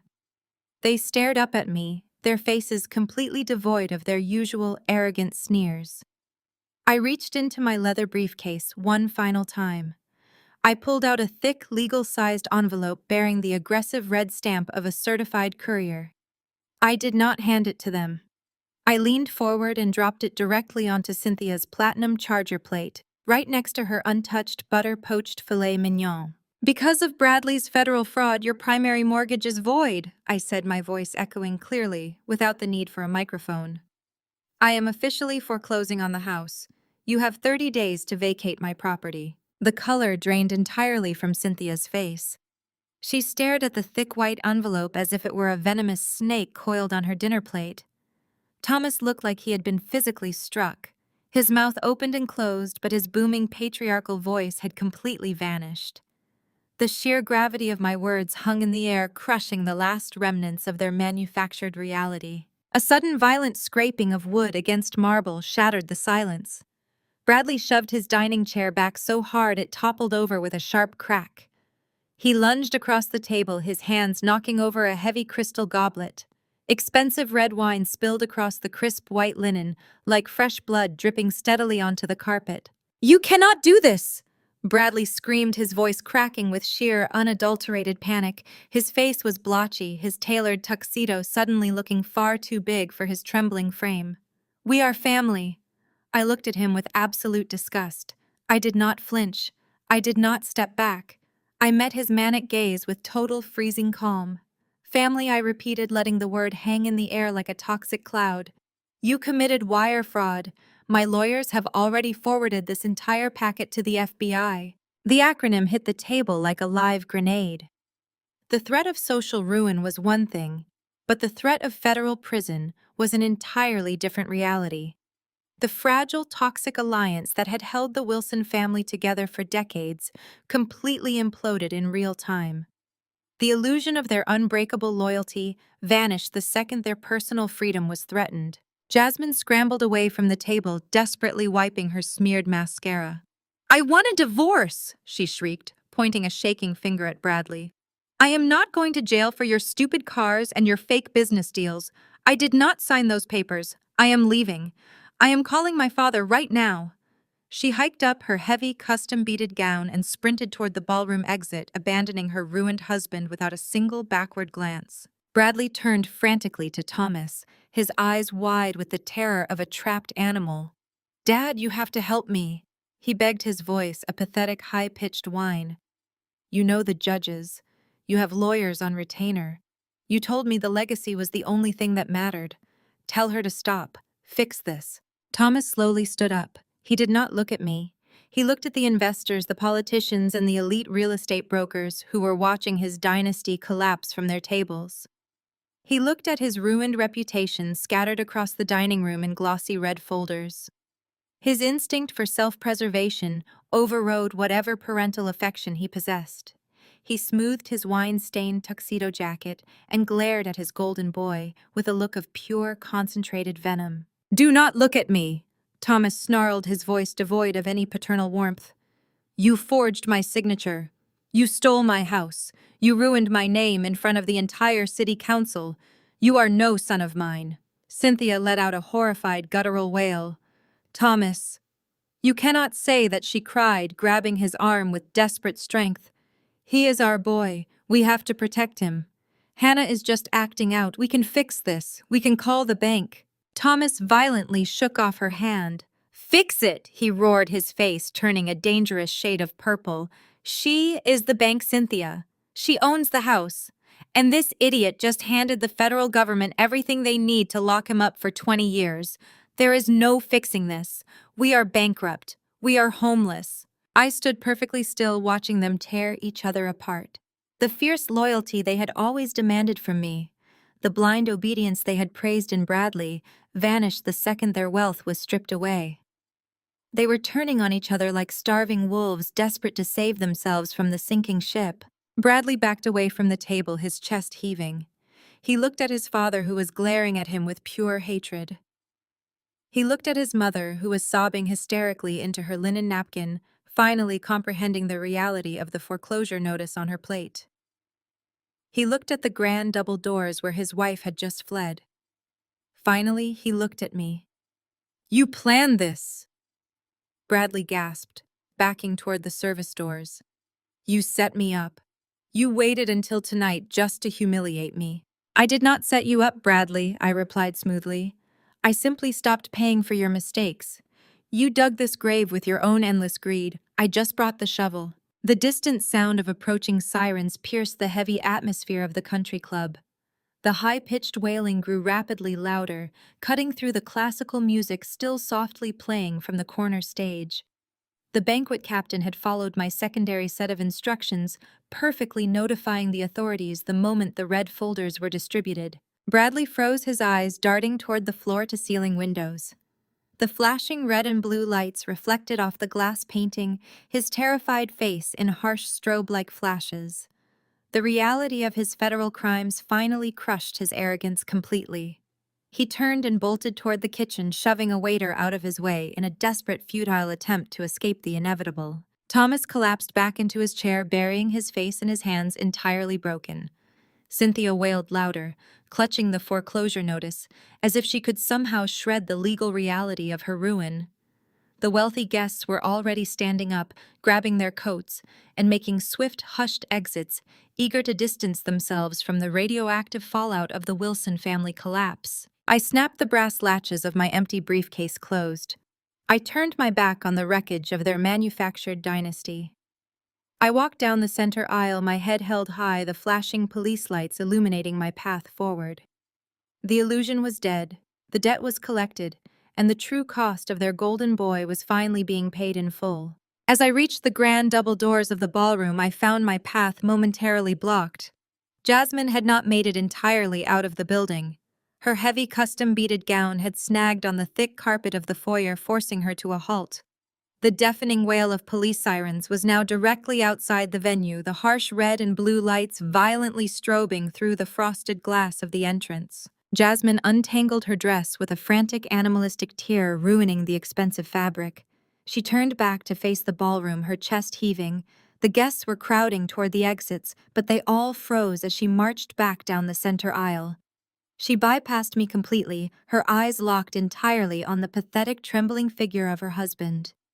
Bradley was still paralyzed near the kitchen service doors, his escape route blocked by the towering figures of two country club security guards, who had clearly caught wind of the unfolding disaster. Jasmine stopped 10 feet away from the head table. She raised her left hand, her fingers trembling with a mixture of raw terror and absolute fury. She grabbed the massive, glittering engagement ring that Bradley had supposedly bought her in Paris. With a vicious, deliberate yank, she ripped the ring off her finger. She threw it directly at him. The heavy platinum band struck Bradley squarely in the chest before clattering loudly against the polished marble floor. It spun in a tight circle, the sound echoing sharply above the murmurs of the fleeing crowd. "You lied to me!" Jasmine screamed, her voice cracking with hysterical rage. Her carefully cultivated, soft-spoken influencer persona was entirely gone, replaced by the vicious survival instinct of a woman watching her social capital burn to the ground. "You told me you were a millionaire. You told me you owned the firm. You told me this family was untouchable. I am not going to prison for your broke ass." Bradley flinched as if he had been physically struck. "Jasmine, please," he begged, his voice a pathetic, fragile wheeze. "We can explain this. I can fix the paperwork. Just stay with me. Do not do this in front of everyone." Jasmine let out a sharp, breathless laugh that bordered on manic. In front of everyone, she shrieked, gesturing wildly to the crowd of elite real estate brokers and city council members who were currently recording the entire meltdown on their smartphones. "There is no everyone left, Bradley. You are a fraud. You stole your parents' house to buy me a car. Do you have any idea what this is going to do to my brand? My sponsorships are going to drop me the second those police officers walk through those doors." She took a deliberate step backward, physically putting as much distance between herself and the Wilson family as possible. "I am filing for divorce immediately," Jasmine announced to the entire room, projecting her voice so that every smartphone microphone would pick up her official statement of distance. "I am calling my publicist, and I am calling my lawyers. I had absolutely zero knowledge of his illegal financial activities. I am a victim of his deception. We are completely done." She turned on her heel, her ruined designer gown trailing behind her, and stormed out of the gala.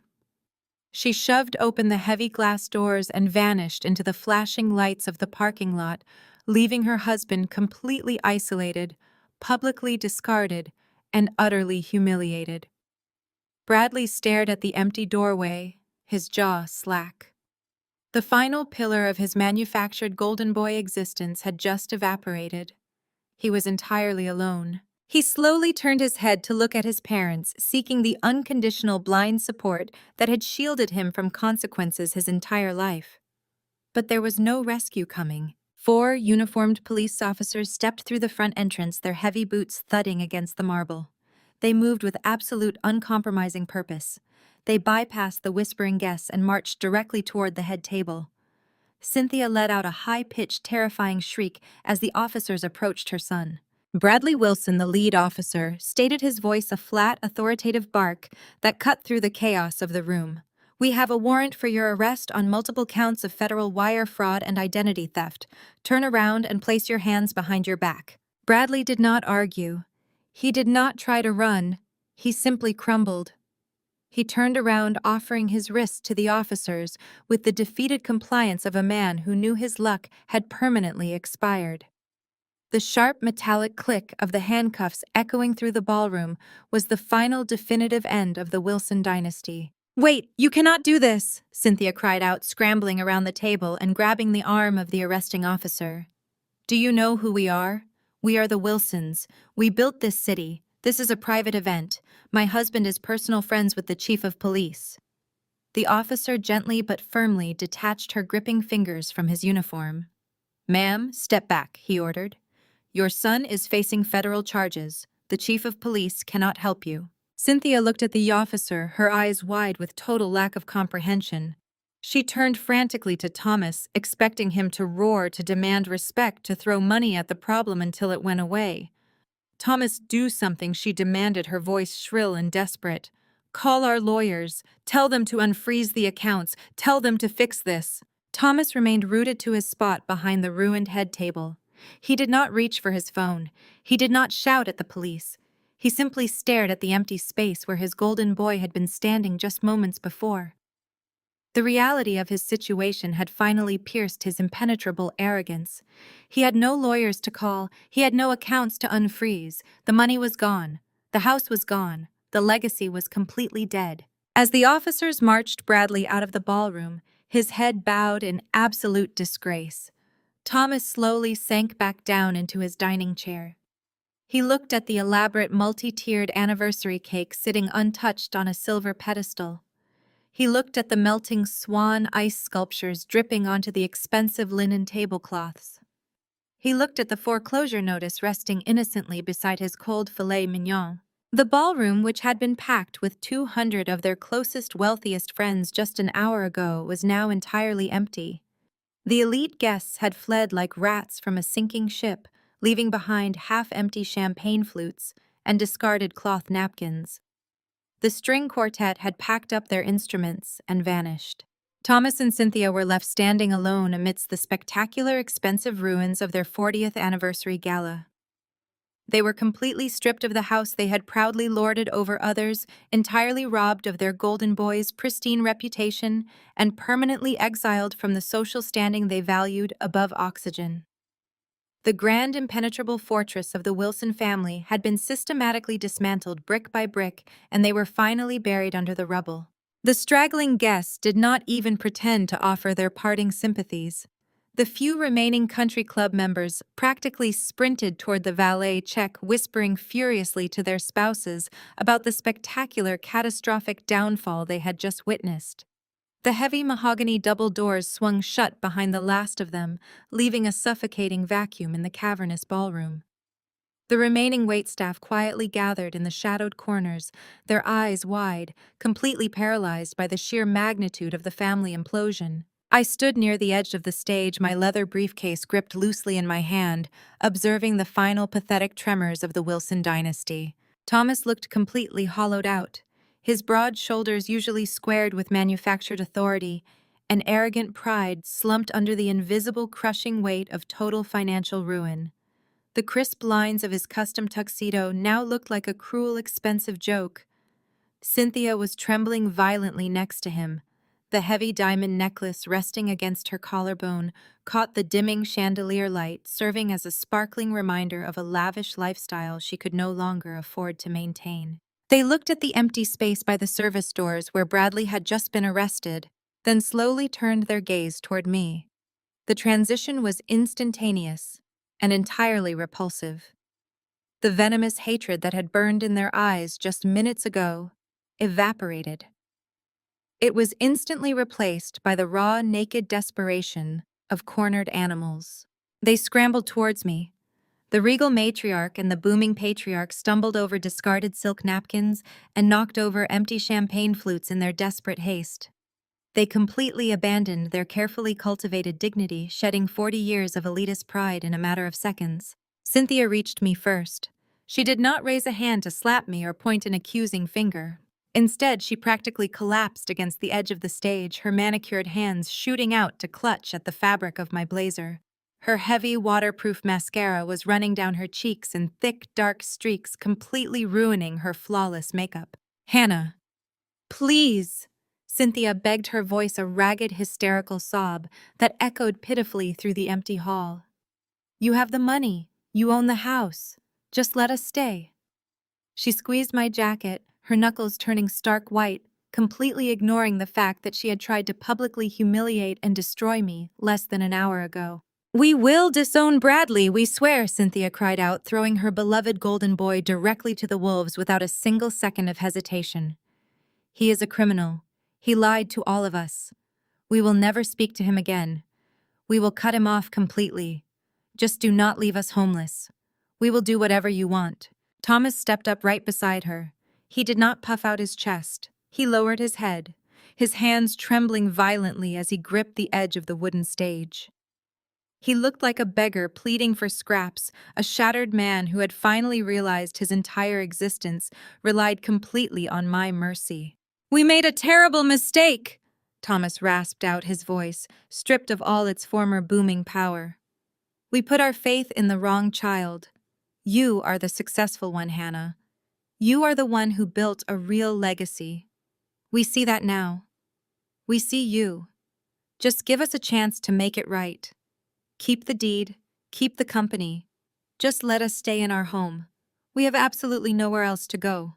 I looked down at them. I did not feel a single ounce of triumph. I did not feel the sweet, soaring high of victory. I just felt a deep, chilling emptiness. I looked at the hands clutching my jacket, at the tear-stained faces pleading for salvation, and I realized they still did not understand a single thing. I reached down and firmly detached Cynthia's fingers from my blazer, pushing her hands away. I stepped back, creating a solid physical boundary between us. My expression remained entirely unreadable, a blank mask of corporate detachment. "You only love me now because I hold the deed," I stated, my voice echoing with icy surgical precision. "You do not see my success. You do not see a daughter.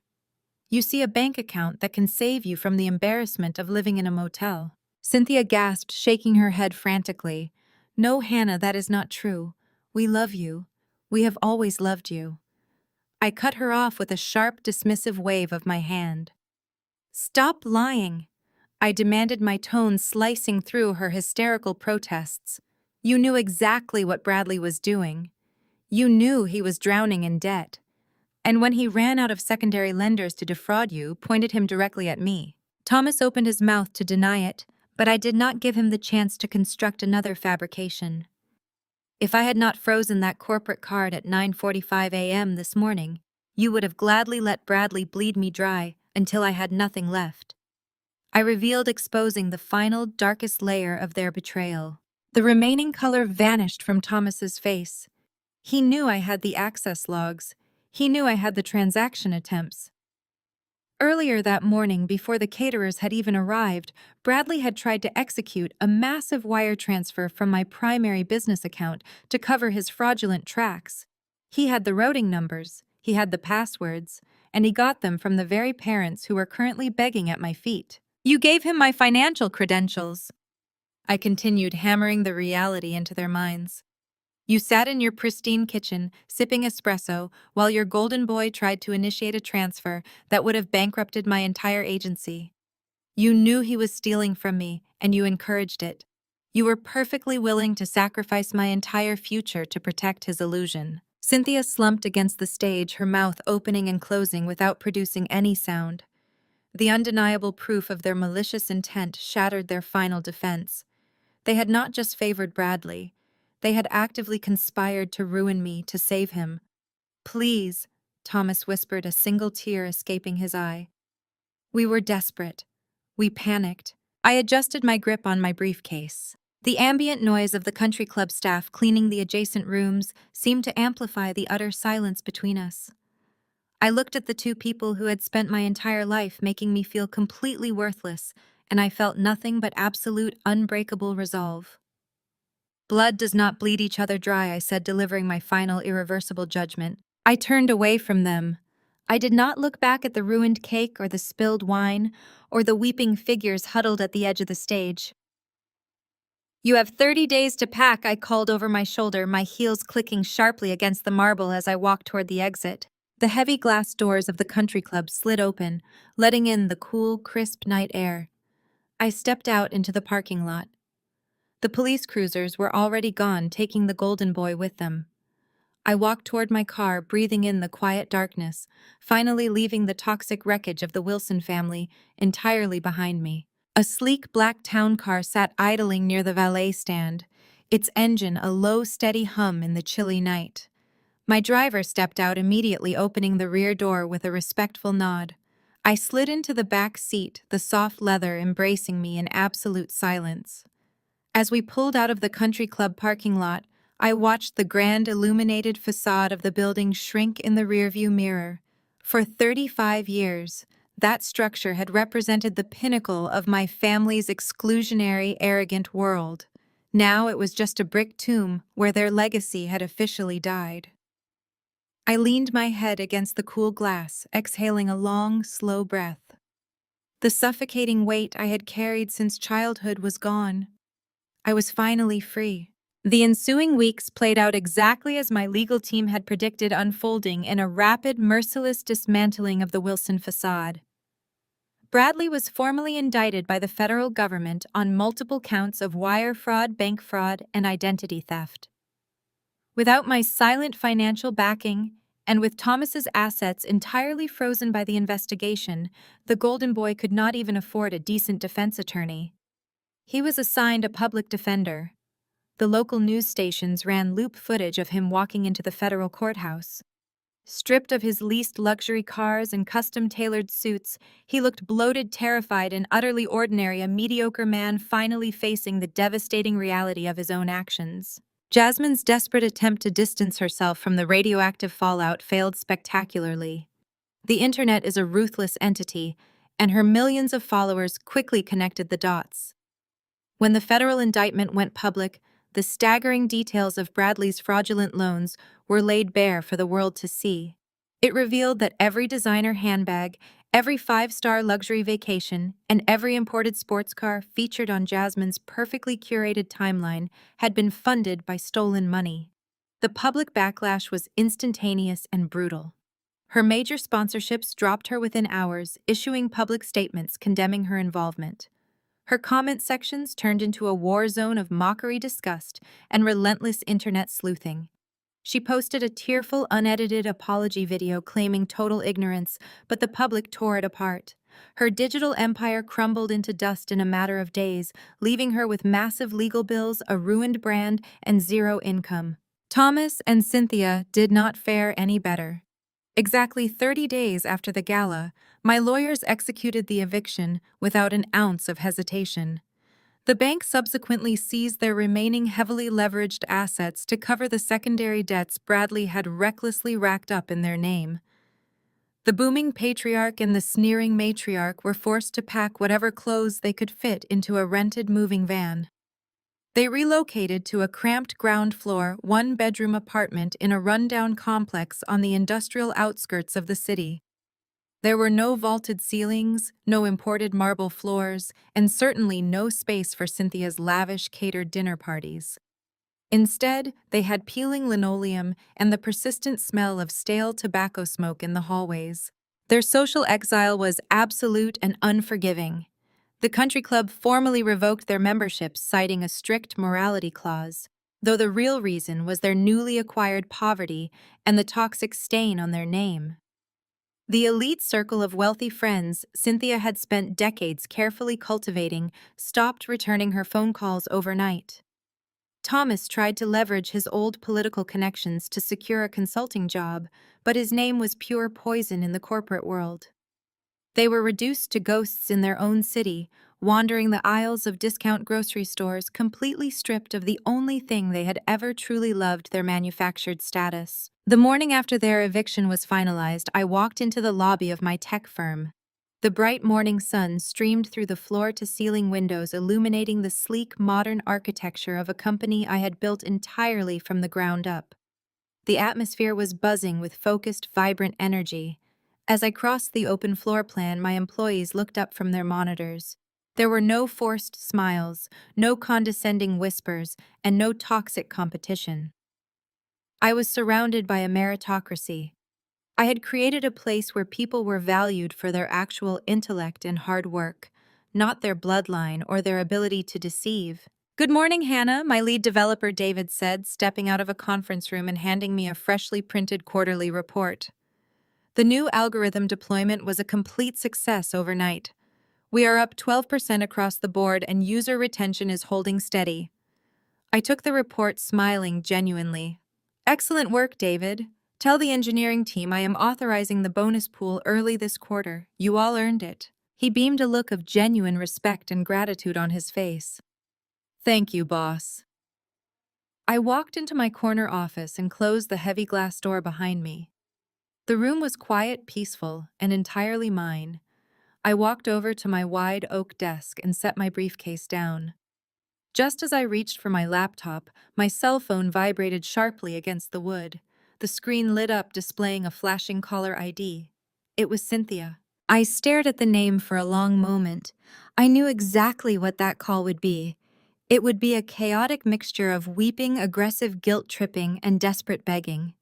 She would demand that I remember my duty as a daughter, completely ignoring her decades of failure as a mother.